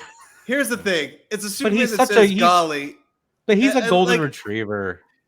He's a golden retriever, but she is like a goth punk kid from awesome. Here's the thing. Remember a couple months ago when I said in our group chat that like I at the lesbian-owned coffee shop, I made it very, very clear to this very like attractive goth girl that like I was listening to Lizzie McAlpin. Like that's Lois Lane. Like Bill was there listening for microaggressions. I got it. So like that meme. For the romantic in me, you got to not just view this as the 3 months, though. You got to view this as the unspoken 3 years. Superman has been in Metropolis being a hero for 3 years. Presumably, he's been working at the paper for approximately that long, especially now that he's gotten his first like headline thing. He's been there. He's probably been head over heels for Lois for a while. And then he's probably a hitter with the Miss Lane. They probably started dating when he revealed when the glasses came off was probably the beginning of the dating. So like he's had those feelings for a while, as evidenced by the like I should have told you that a long time ago. Because I would never describe 3 months as a long time ago. This is a Clark who's been pining. He's been sitting there watching her from across since the he started office working there. I would even go so far as to say, sorry to cut you off there. I would even go so far as to say is that like I think it's probably a conversation that they had a few times. Because that whole Lois going, I knew this would never work. That sounds like he, like in a respectful way, kept being like, "Hey, what do you think? Hey, what do you think? Respectfully, what do you think?" And that there was always this like, "I don't think so, but I do like you. I don't think so, but I do like you." Or even just like Clark being like, "You want to get a cup of cocoa? You want to go get some breakfast? You want to just like Smallville type courting." That was like, you love breakfast for dinner. She's like, I love breakfast. You love breakfast for dinner. It's when she says that line of I'm cynical and I question everything, and you look at everyone and think that they're beautiful. And to me that just sort of echoes with the I knew this wouldn't work. Was Lois, we don't know how long, she's definitely been rebuffing Clark for a while, just because it's like, no, he's too nice, like I'll destroy him. Yeah, I like this. This will never work. He's the most optimistic, gullible, like kind because she's guy. A punk, and if you want to put your comic knowledge in, which I think Rachel Brosnahan said is in her mind canon until proven otherwise, that this is the military brat Lois, Yeah. whose dad is General Lane. Like that combined with like being a punk and everything, like this level of sincerity is also foreign to her. You get the idea. Whereas like with Clark, it's like you see the goodness in this version of Pa and Ma, especially in the footage at the end, where it's just like that's a house where they talked about their feelings, man. Like that's especially with this Jonathan Kent. That Jonathan Kent told Clark he loved him every goddamn day. Every day. All the time. God, Ma, you can just see like one, his like, name the fact is that Clark Mush. tells everyone his secret identity. Just the amazing scene in the Hall of Guy Justice. Gardner knows. Pause.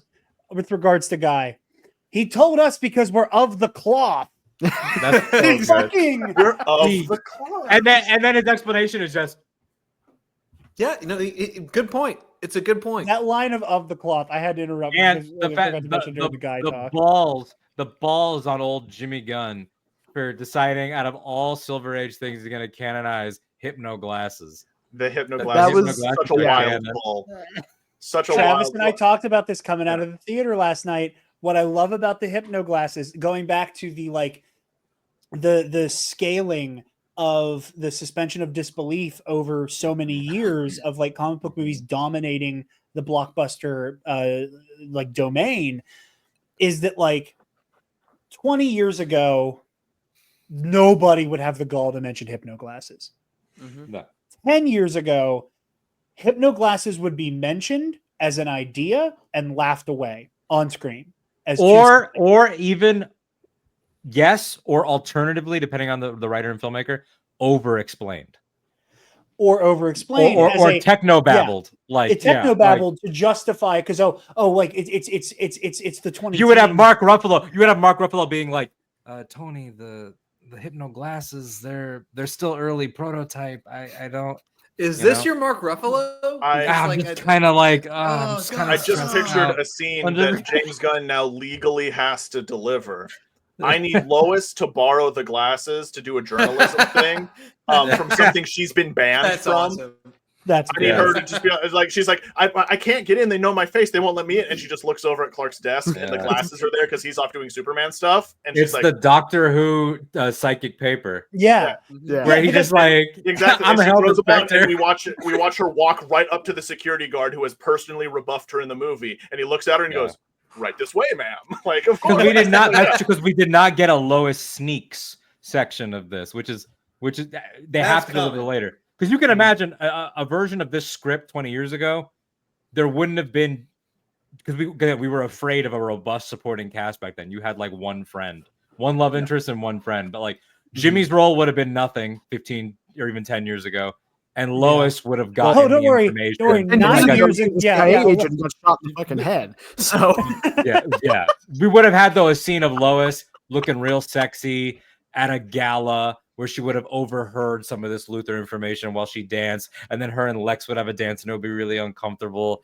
and she would get out of it, and then like he would be like, someone was snooping. Like you could, there's a completely 2000s version of this, but I like that, and we'll talk about Jimmy too. But like I like that her role was still rooted in journalism, but they weren't afraid of her getting in on some of the sci-fi. Like Lois pilots the T-Craft in this. Like I wouldn't have expected that. For a Lois Lane role in a movie, you know.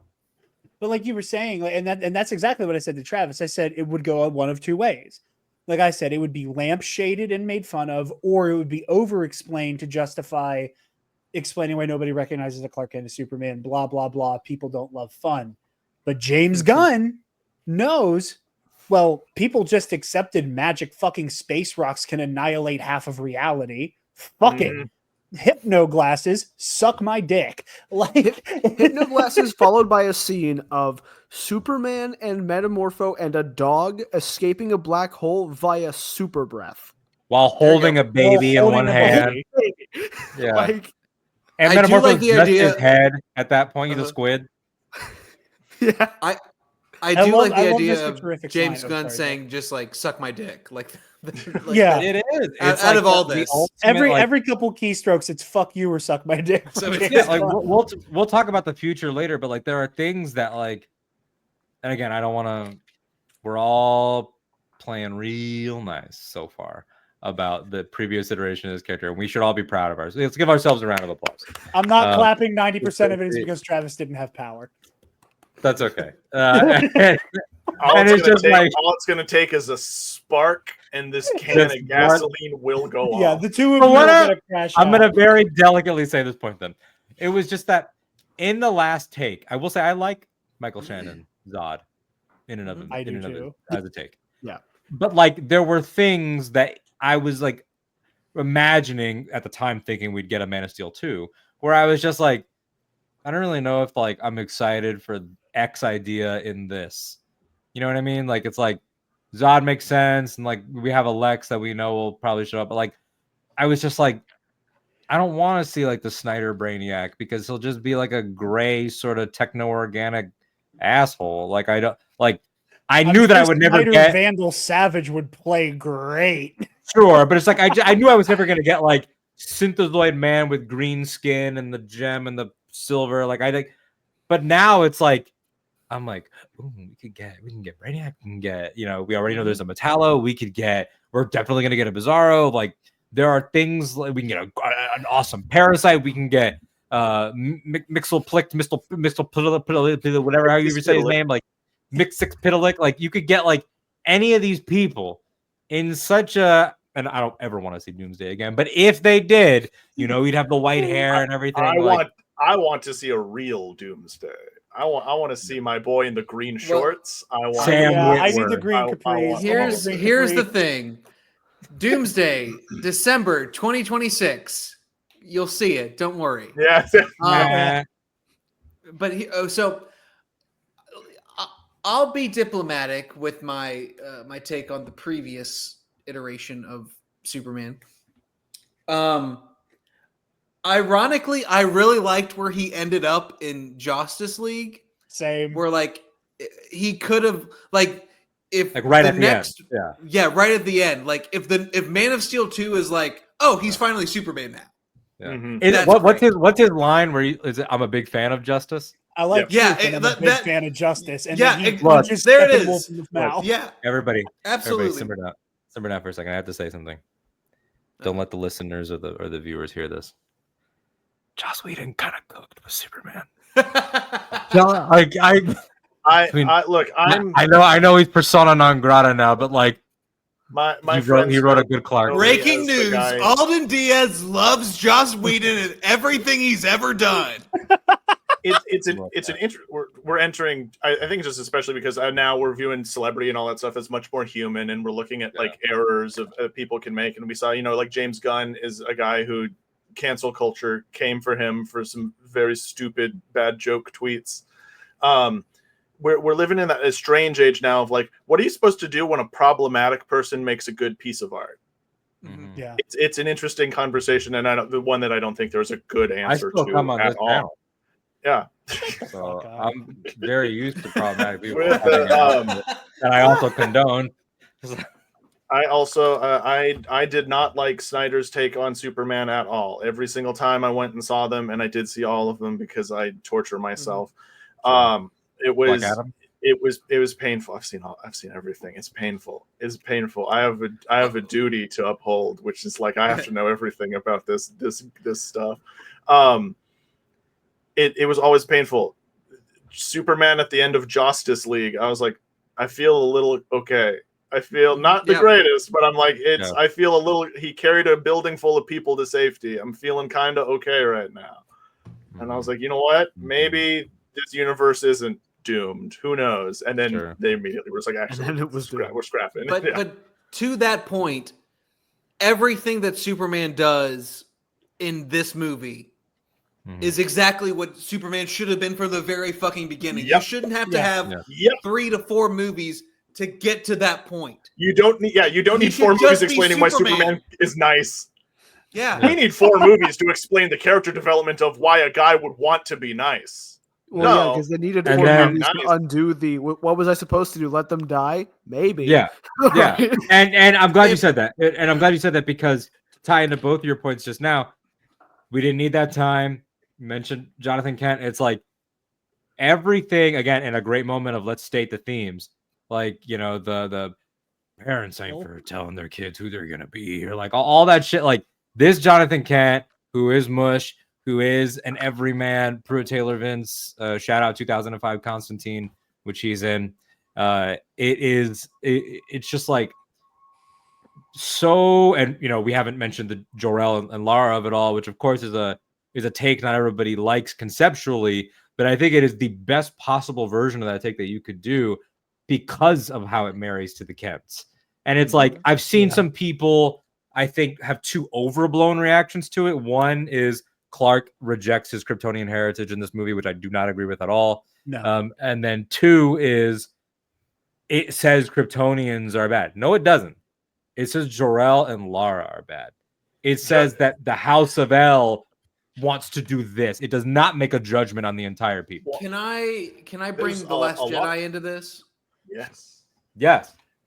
Ryan Johnson has talked about like what's the most devastating thing Rey can hear in The Last Jedi. It's not that, oh, Han Solo's your father, Luke's your father. It's you're nobody. The most devastating thing that Clark can hear, that that he can hear at this point, is that like the message that your parents like sent that you thought was like a like message to like for your entire time on Earth is not what you thought it was, and is the exact opposite of what you've been doing for the past 3 years and for 3 decades. Yeah. It's a really earned thing, and it's because of what you said, like that it is that devastating. But contrasting with Jonathan, you know, what Pa says to him is like, I think what you thought that message was saying says a lot more.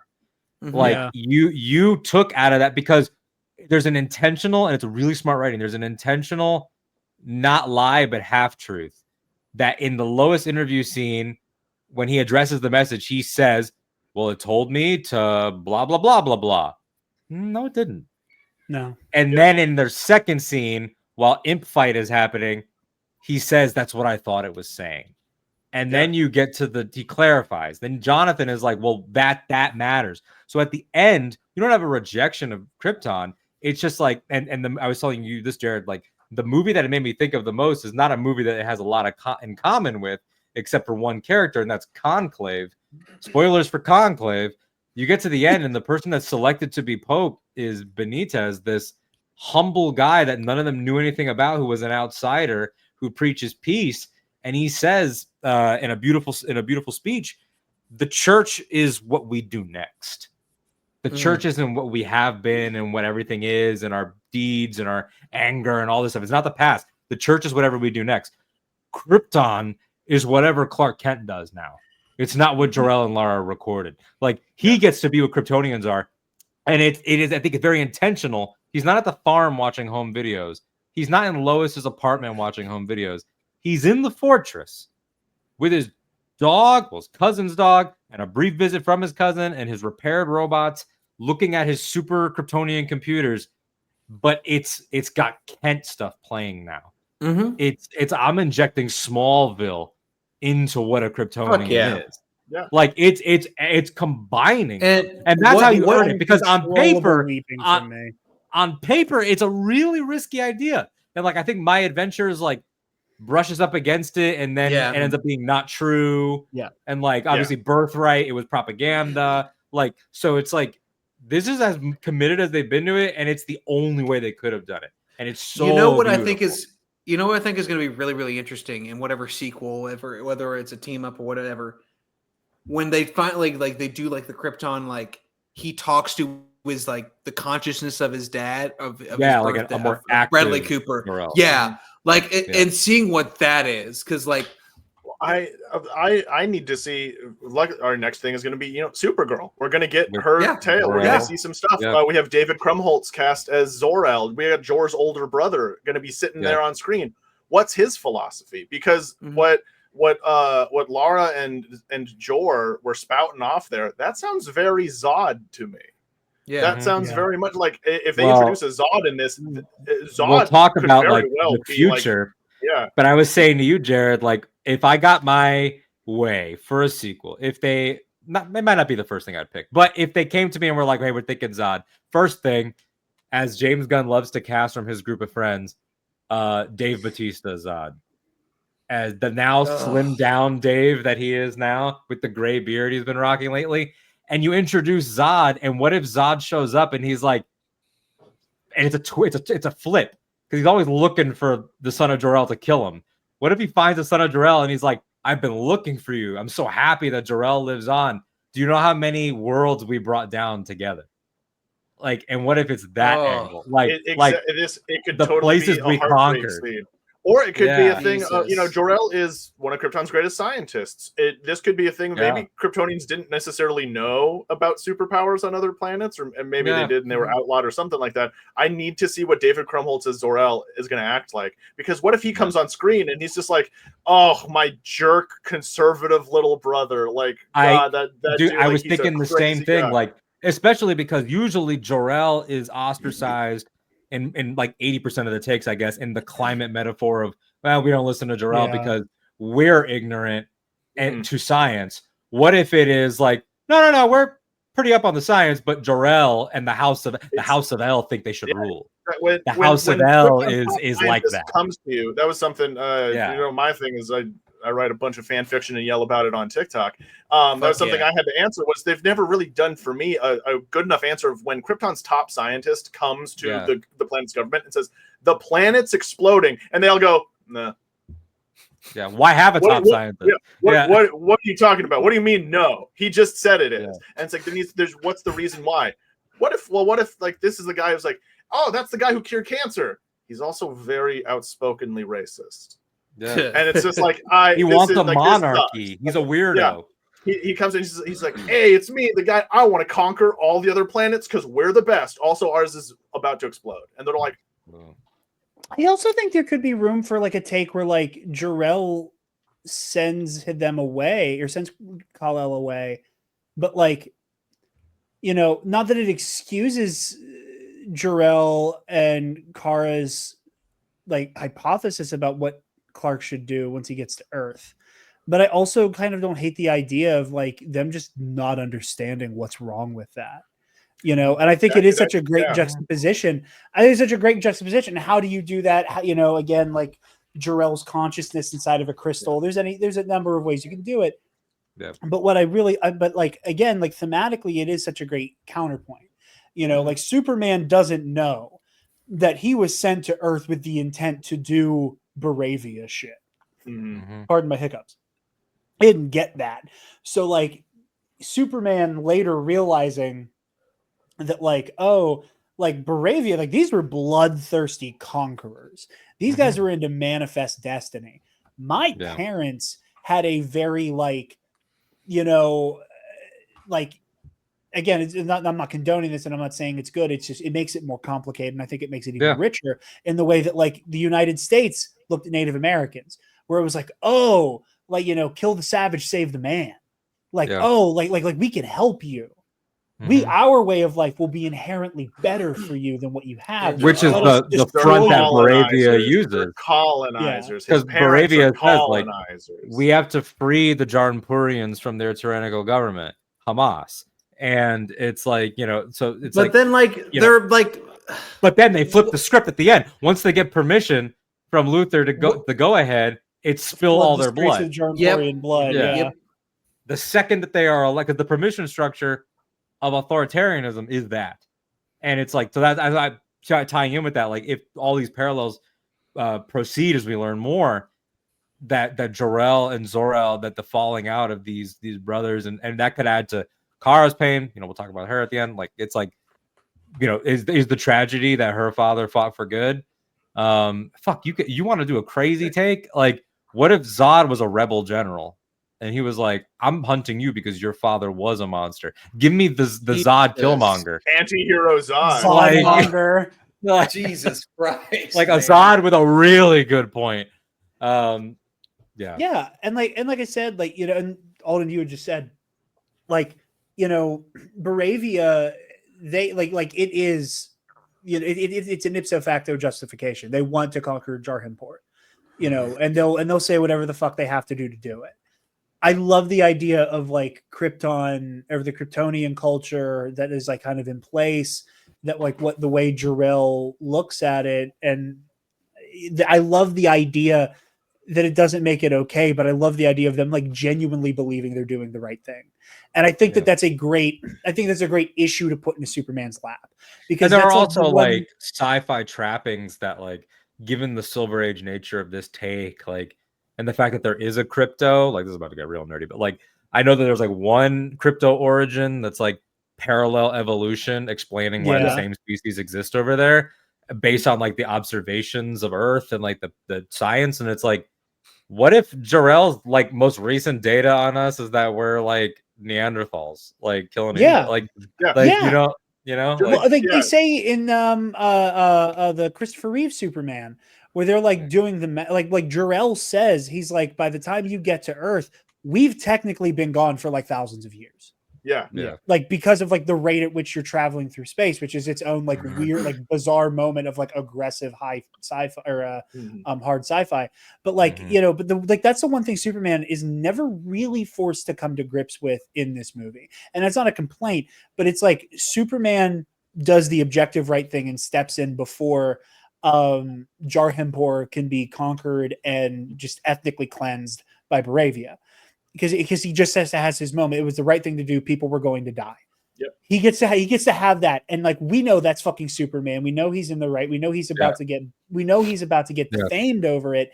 But like, taking that idea of, I did what I did because I knew it was the right thing to do, and making him look that in the eye in a later chapter of like, your dad thought it was the right thing to do. This wasn't about conquest. This wasn't about bloodlust. It wasn't about glory. We have to save people. We need to protect these. We need to protect these fucking like meat bags from themselves. A Kryptonian needs to be there, and like, I think that would be a really interesting. And I think it'd be smart to do that, as we can already see similar arcs, if not arcs, that at least moments coming for all the C-list heroes as well. As the government looks on, and those of us that have already watched Creature Commandos know what Flag's been through recently. But you get that one guy from the Security Council that's like, oh, I'm glad you feel okay about the metahumans, Rick, because it's their world now. Like, you could, and everybody celebrates them, and it's like, and there's all the points too about Jarhimpor not having a pure past. They try to purity test it like we do in America today with nations of predominantly brown people, but it's like, all those questions are like right there. It's really ripe for that kind of conversation, as Pa Ken is right to point out, like, you create yourself. You don't create yourself in a vacuum, which I think has been sort of like a James theme, like, less so in Slither, because that's more of just a B horror movie, but like in Super, obviously with Quill, obviously with Rocket, obviously with the whole squad, it's like, am I what I choose to be, or am I what they made me? Am I what my purpose is? In Peter's case, was also to rule, alongside Ego, to take over everything. And he rejects that, and Clark here, it's like the first stage of reckoning with it, but you don't exist in a vacuum now. Like, congratulations, you inspired these Justice Gang members to step up now, but membership or not, you kind of represent them now. Like, they acted on your accord. The Superman flag was raised, and they showed up on your behalf. And so it's like that immediately creates this sense of leadership, whether you ask for it or not. Like, there's a lot of, why is Superman leader? Is it just because he's the strongest? And it's like, no, it's because he is. Like, I think it's a very telling thing that James chose the Kingdom Come logo for Superman from the themes in that comic of I think he's also set the stage for that. I think that's kind of the road they're going to head down. Of we're going to get a thing where we're going to get some lovely, amazing, golden comic booky feeling things of good people doing good things because good is good and good is right. We are then also going to get people doing bad things that they think are good because they think that's right.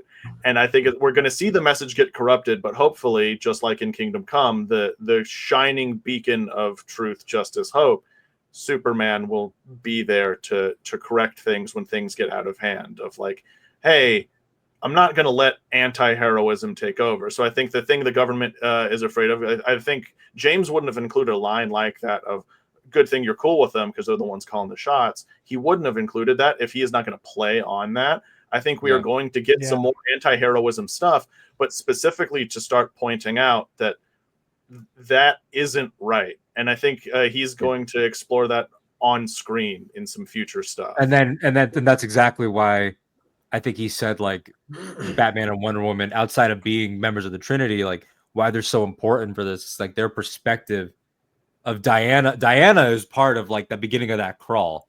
Like she's foundational to this world without having even seen her.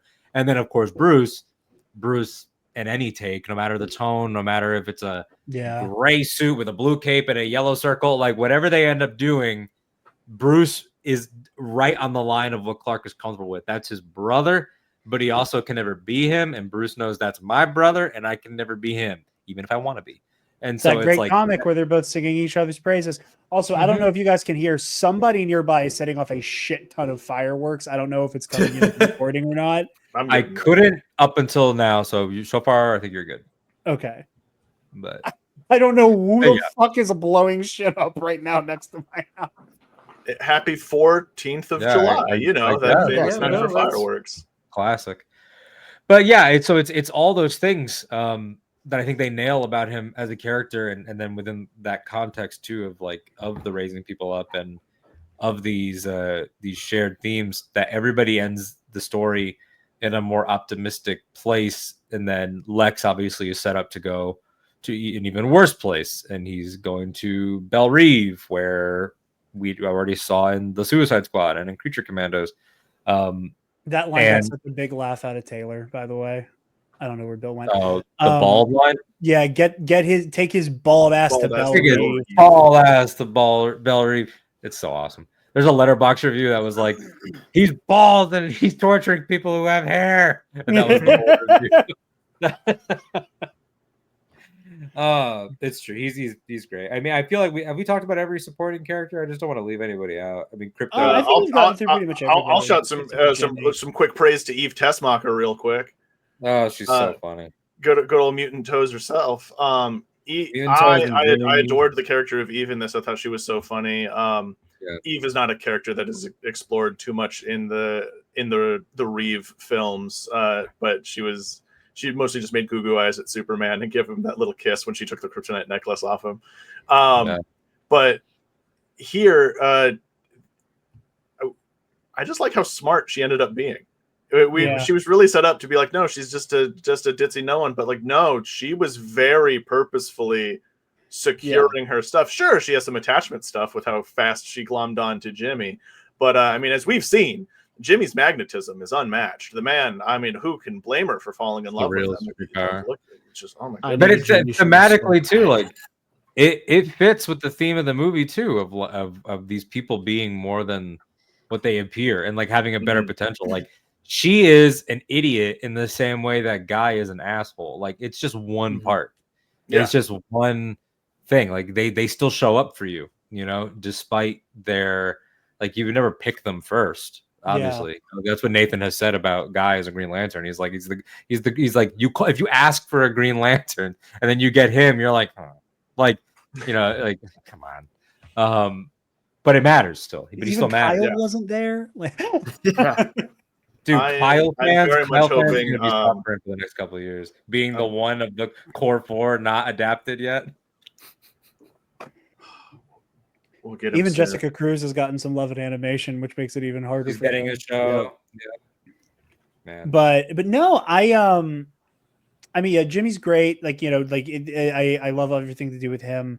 I think we have hit pretty much every supporting character because, like, again, like, I don't think we didn't say these words, but like, as we've said, as you can tell from like the conversation, this is a fucking remarkable ensemble film. Kind of insanely ensemble, despite being a movie just called Superman, and I think that reflects in the way that like Superman is so informed by his environment. I alluded to it earlier, but like, I cried so many times throughout this movie. But like, I knew whenever Gary is the name of 4 now. Whenever Gary does the whole like put on the recordings of his family, it soothes him. When he said it, when he said it, I was like, oh no. And I braced myself because I knew what it was going to be. And the moment I saw Ma and Pa Kent Like y'all could ask Taylor. I couldn't even see most of the footage. My head was in my horns. Like that's how hard I was fucking crying. Like I joked with Travis last night. I was like, I don't think I cried that hard in a movie theater since I got to see Return of the Jedi in a cinema for the first time. Dude, like I think the last time I cried the way I cried at the Kent family videos was the ending of Guardians 3. I think it was James again. I think it was like with that dude knows how to make me cry. He has your in number. Public. He is the master right now of the last 2 minutes of a movie.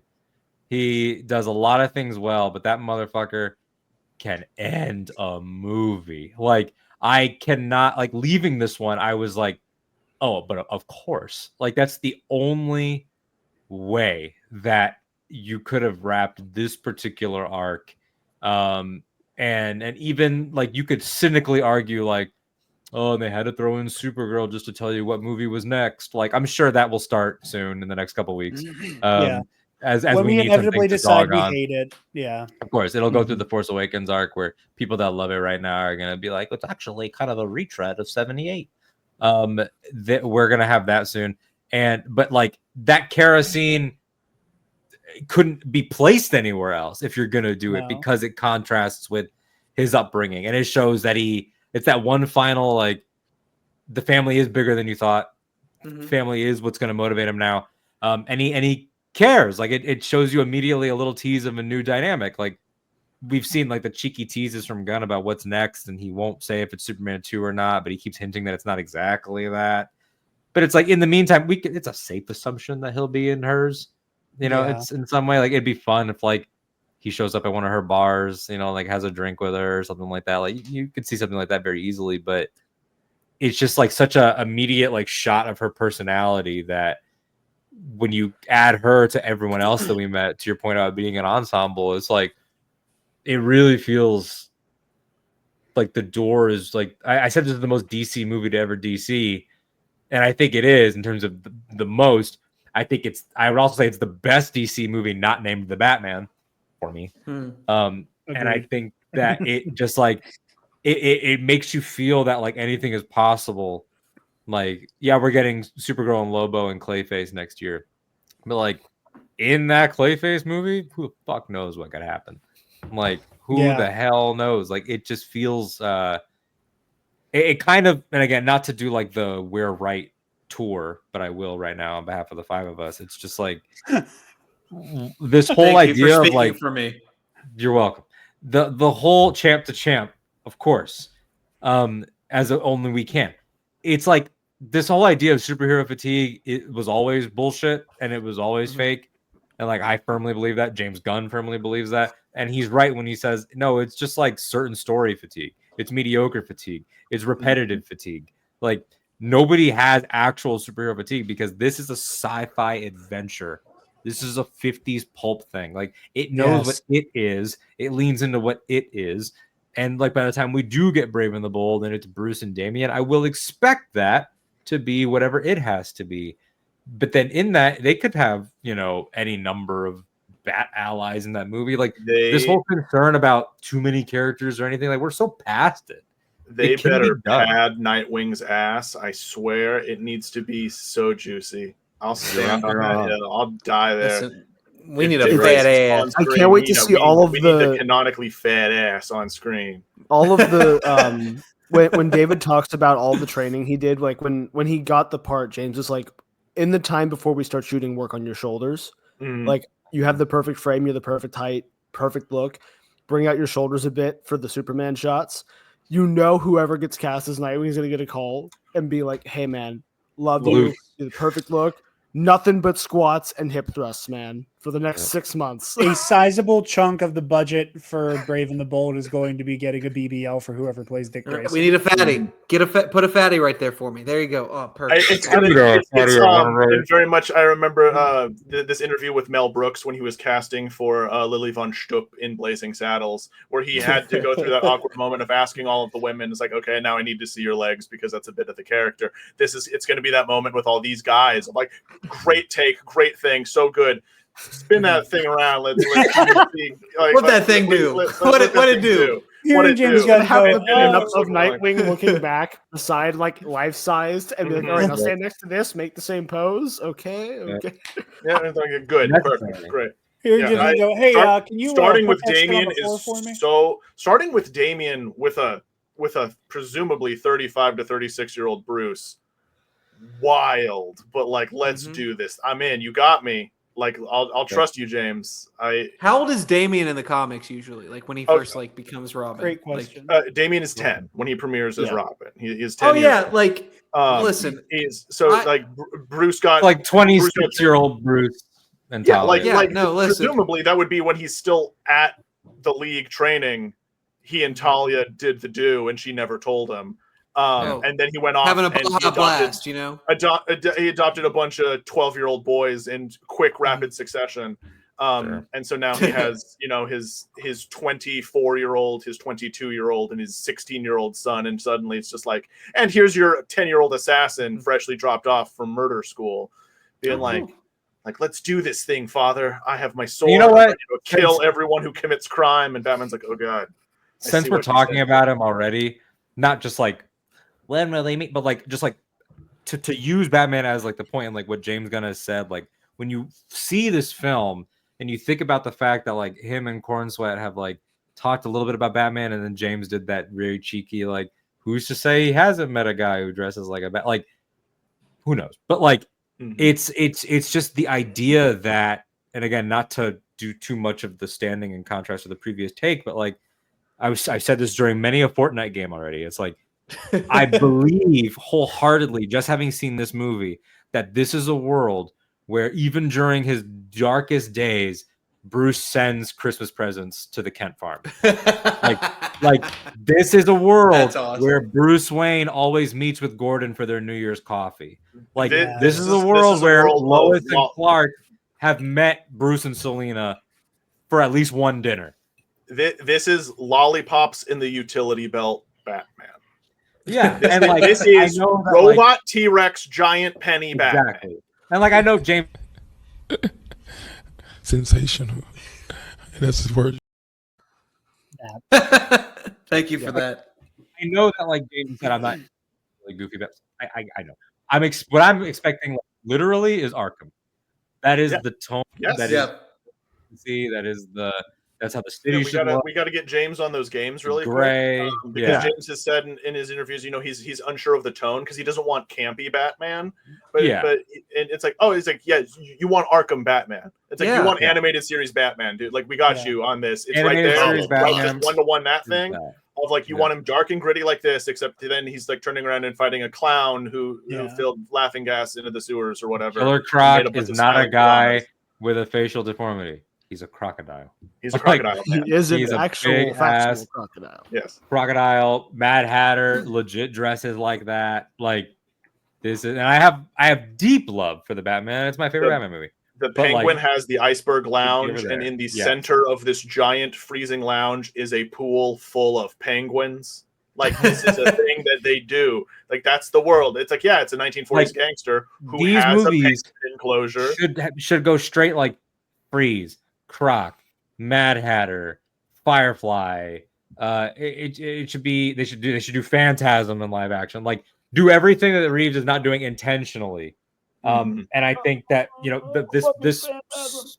this Superman like has like that sort of ability. Like that's like he doesn't just exist in a vacuum. So you get to see how he deals with different people that. They all do that thing that the Marvel cast has always done so well, especially in that first Avengers of like, it's not just me acting. It's like, I have to sell your tone and you have to sell mine. It's like what we always say that like Mark Hamill is what brings Yoda to life. It's that, but like with two actors. And so it's like, make a move, Big Blue is such a great moment because it's like, oh, you're a little dumber than he is. And you'll probably adjust your tone when you're in the Lantern show, which he already has said he will, that it's a grittier, more serious take on Guy, but still the same person. Like we're all going to play with each other in that way that like, I know that Brave and the Bold can be like a little more hard hitting, especially because Damian is really hard hitting when he first debuts. But like, this is also a Bruce that when he's in Metropolis, I could buy that. Like, he might smile. He likes dogs. Like it's able to bring out these different tones in people. And if Lois ever has to go to Gotham, it's like, we might see Lois, like, she might carry a gun. Like, like I don't mean that as a joke. Like, it's in her character. Like, I like that people are going to be able to ebb and flow here in a way that Marvel, it's not that they haven't done it, because they certainly have. Like, Peter, I think, is a little dumber in the MCU when he's around adults, just so the humor works. Will like Parker. Both. But Parker, because it's like there's little things that like don't add up. Like, he's clearly a massive Star Wars fan with Ned in his movies, but then he doesn't know the name of Empire in Civil War. So it's like there are those little things where it's like Marvel characters always ebb and flow a little. You could argue that Matt Murdock is sort of the perfect example of it, where it's like She-Hulk Matt and Born Again Matt are definitely the same dude, but it's completely different elements of the man come out in those stories. I think James starting there is fucking brilliant and is going to pay dividends for years. Yeah. Yep. And DC gets a little bit of a head up on that just because they get the extra element of the setting to play with as well. Like the two examples you mentioned are like, Bruce in Metropolis, Lois in Gotham, where unfortunately, due to living circumstances, Marvel largely just takes place in New York City. The realness of it, it's our world. Yeah, and so it's like they don't. Yeah, you're right that they don't get to. And it's what I hope that they start to finally just be like, fuck it, like this is our New York. Like they've earned that confidence. They should do it more. People always like it when they do it, like how Shang-Chi, like. Yeah, it's San Francisco, and it's in Asia, but like, it ain't a real place. It's some magical fucking. Who cares? Moving in there is important. But I this is such a great conversation. We did all the future stuff, kind of impromptu, and I love that. Does Travis, if you want to give your broad thoughts on the film, just because you missed so much of the conversation, I'd like to give the floor to you. Just to kind of unpack your kind of overarching thoughts, because we basically did most of the first 30 minutes doing that, and you were obviously without power while that was happening. So at least the sun was still out. Yeah. But I give the floor to you to kind of just talk on, overall how you're feeling about this movie and what it's making you feel. Yeah, I told you this yesterday. I've been thinking about it. I want to see it a third time to solidify this. I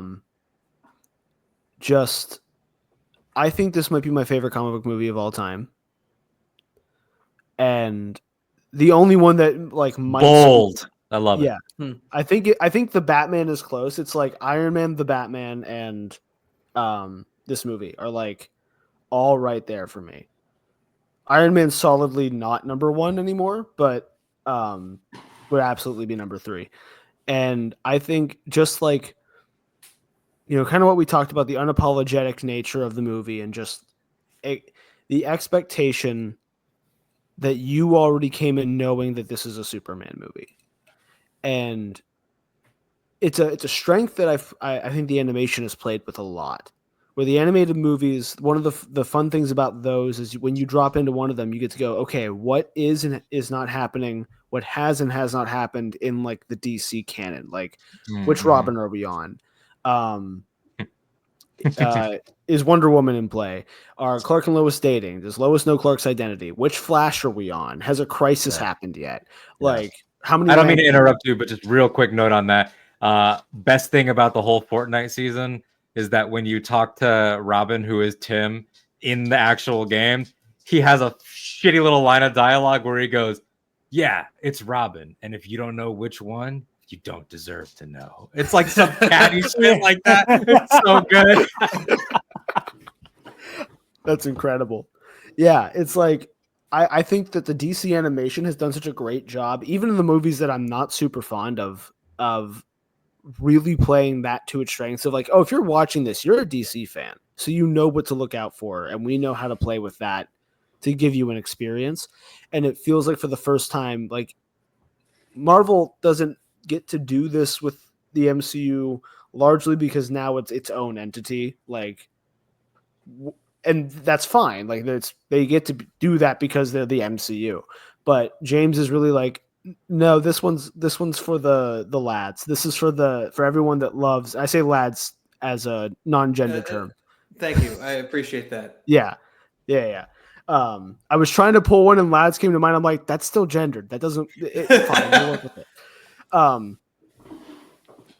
But like people, folks that just love these characters that have not had a good on-screen representation in a while and still love these storylines get dropped into a movie that's actually about Superman and about what he stands for, that's relevant to current issues, which I like. Again, I'm sure you guys said it while I wasn't here. I cannot believe they got away with that. Yeah, James Gunn kind of gave like well, it's not meant to be this or that.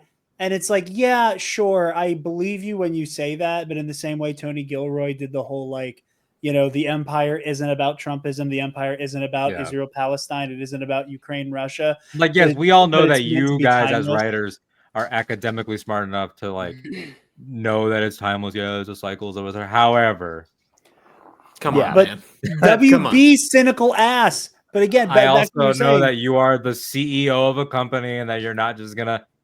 I get it, man. I get it. Yeah. You also said Flash was one of the best comic book movies you'd ever seen because you are a gracious businessman who was taking over, and you can't take over and talk shit. Like it's just not good business. But at any point, cynical ass WB, the same WB that shot Batgirl and Wiley versus Acme in the back of the fucking head for a tax write-off. At any point, this same studio could have gone, this is too real. This is too real. Yeah. Rein it in, change it, make change Jarhumpur, make it a different country, make it white people. It can't look like this. They could have done that, and James Gunn still, whatever happened there, happened. So even though he said what he said, I still agree with you, Travis, that it is a marvel, no pun intended, that I mean, like, you could have maybe gotten it past the studio on premise alone because they're DC locations. Yeah. Like, and Suits would have been like, oh, from the comics, yeah, sure, whatever. Was that where Wonder Woman was from? Yeah. But it's the depiction and look of the president that sends it into the stratosphere. Not just that, the specific uniforms of his army and what military stuff they're using. It's just like, we know who that is. He loves Baratheon women. And it's also like, not to take it to like such a real dark place, like as we're wrapping up, but like it's also kind of beautiful, like the emphasis on saving everybody, of course, adults, squirrels, everybody, but like it's the fact that it's that child from the trailers that they are about to shoot him, and it's like that see child, at least one soldier start to raise his weapon as they're marching in. I watched for it on the second watch through. Oh yeah, the trigger is pulled, the bullet is fired, it's deflected by Guy's shield.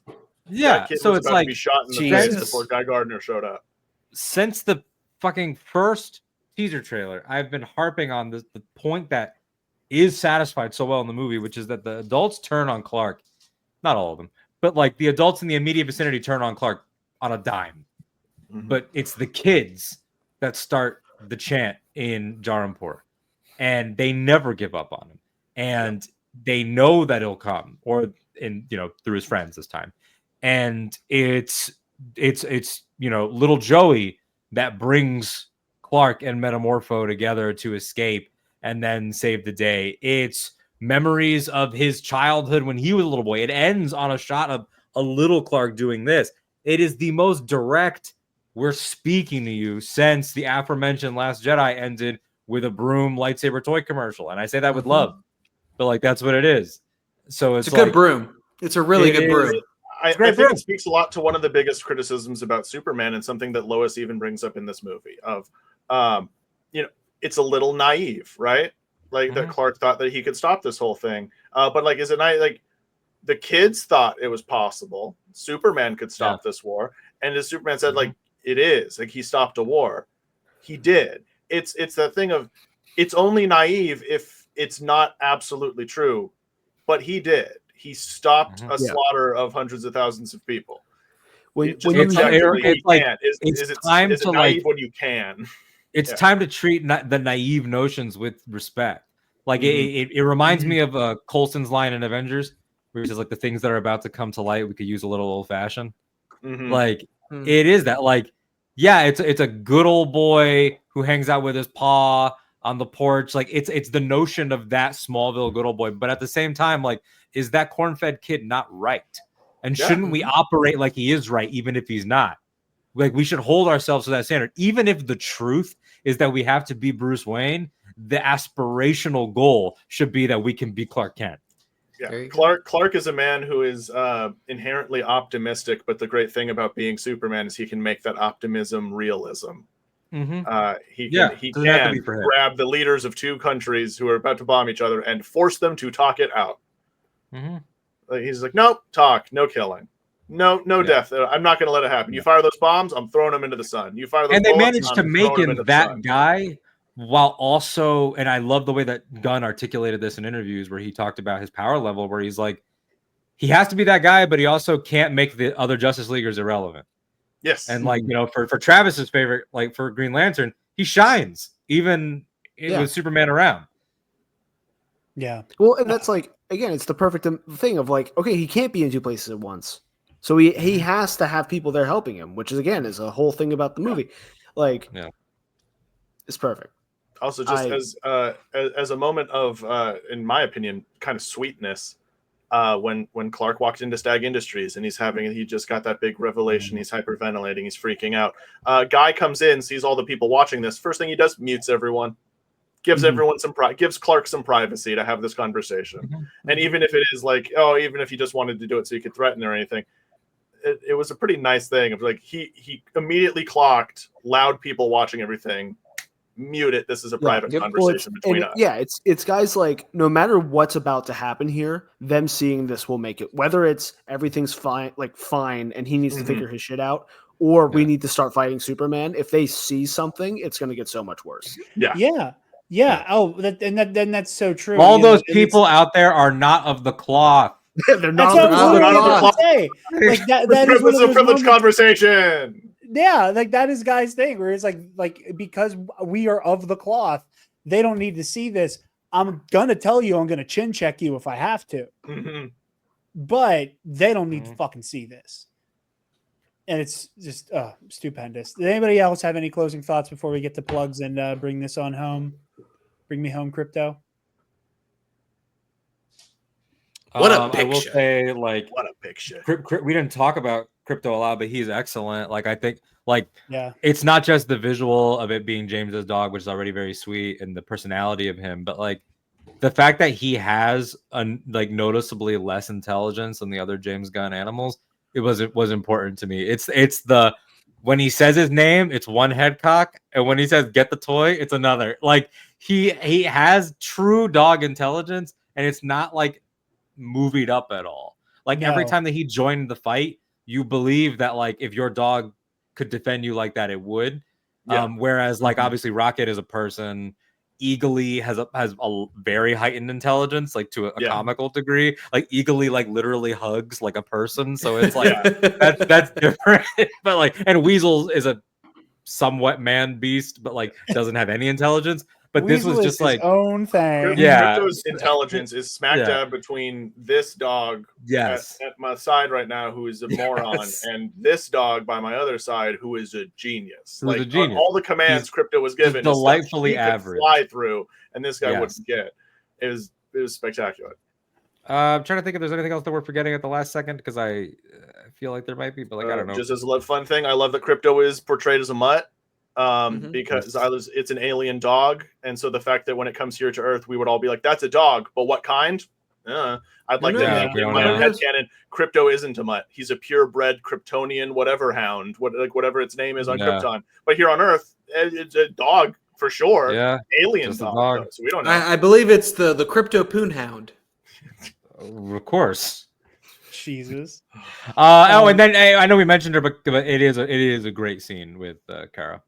Yeah, She's absolutely. great. I think that like perfectly we learned sets so up much the about tone her through crypto throughout the movie, which I Woman of love. Tomorrow. Yeah. It's Yeah, Woman of Tomorrow is excellent.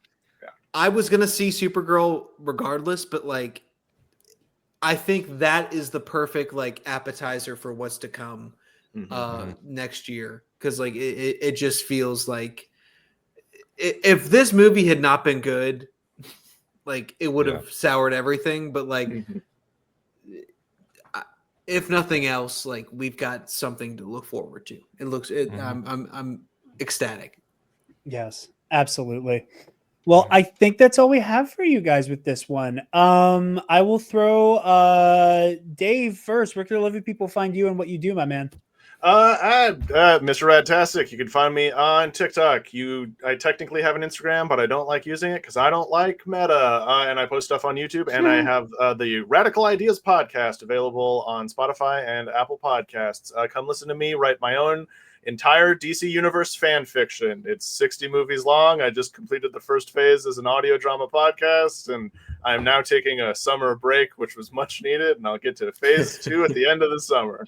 Hell yeah. If anybody watching this has not seen the episode we had Dave on where he basically did all of phase 1, and I desperately need to do a phase 2 episode, if for no other reason than we are starting to get double comments from people who commented on the first time you were on saying, when the fuck are you doing the second episode? And that was almost 2 years ago now. Please go check that out. We joked that Dave, he had his ultimate revenge against Zack Snyder by having that episode be almost as long as the Snyder cut. Only by like 10 minutes is the Snyder cut longer. I don't shut up. You were like, hey, autistic guy with a hyperfixation, want to talk about it? And I'm like, do you have 5 years? Like, let's do this. And we said yes. I'll do it. I don't think Dave understood what I meant when I said, and Dave, the floor is yours, and full screened him and sat back. A second autistic man has entered the chat. Yes. Yep. But you don't write 60 movies of fan fiction over the course of like 13 years because you don't want to talk about it.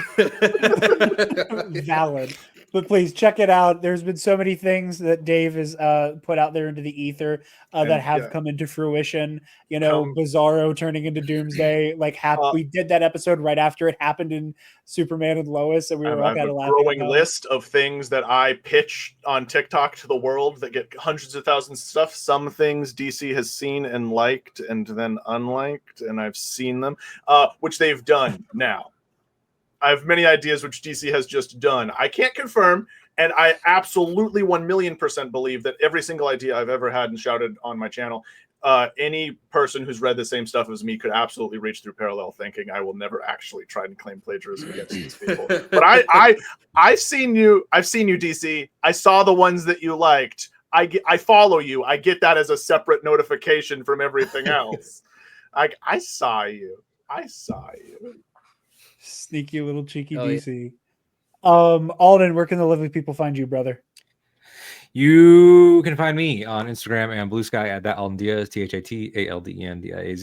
You can find me talking about Game of Thrones and Lord of the Rings and all that good stuff with Ken Knapsack over on his channel Casually Talk, and then on our show, which is Fridays live anytime with Ken and Alden at 11 Pacific to Eastern, where we did a loose Superman review because it just was one of the odd superhero things that really vitalized Ken's enjoyment of the trappings.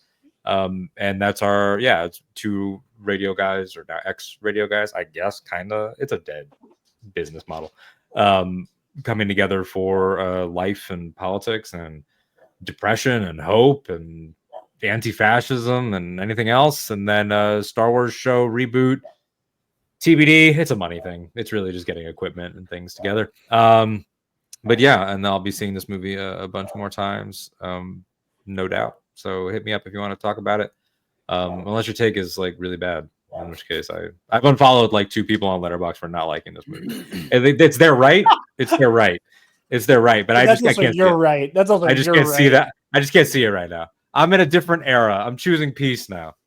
I'm trying to be more like Clark. A new litmus test movie. It's self-care. blocking. It is a litmus test movie. Is right, man. Yeah. I block almost every single loud Snyder boy I come across on TikTok. It's self-care. It's self-care. There you go. Beautiful. Bill, where can the lovely people find you, brother?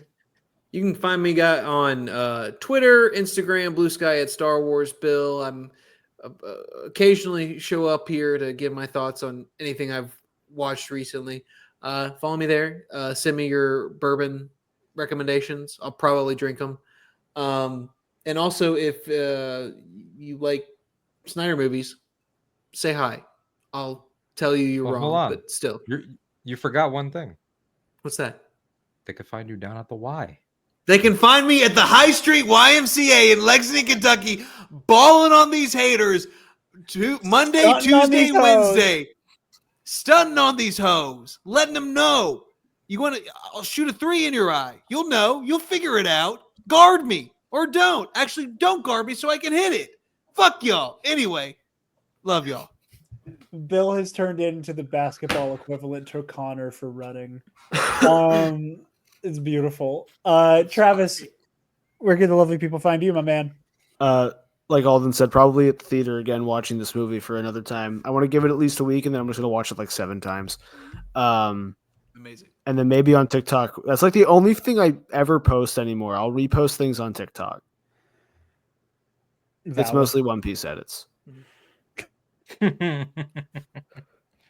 saw a fucking killer one of Kobe to I'll make a man out of you, and I almost freaking cried.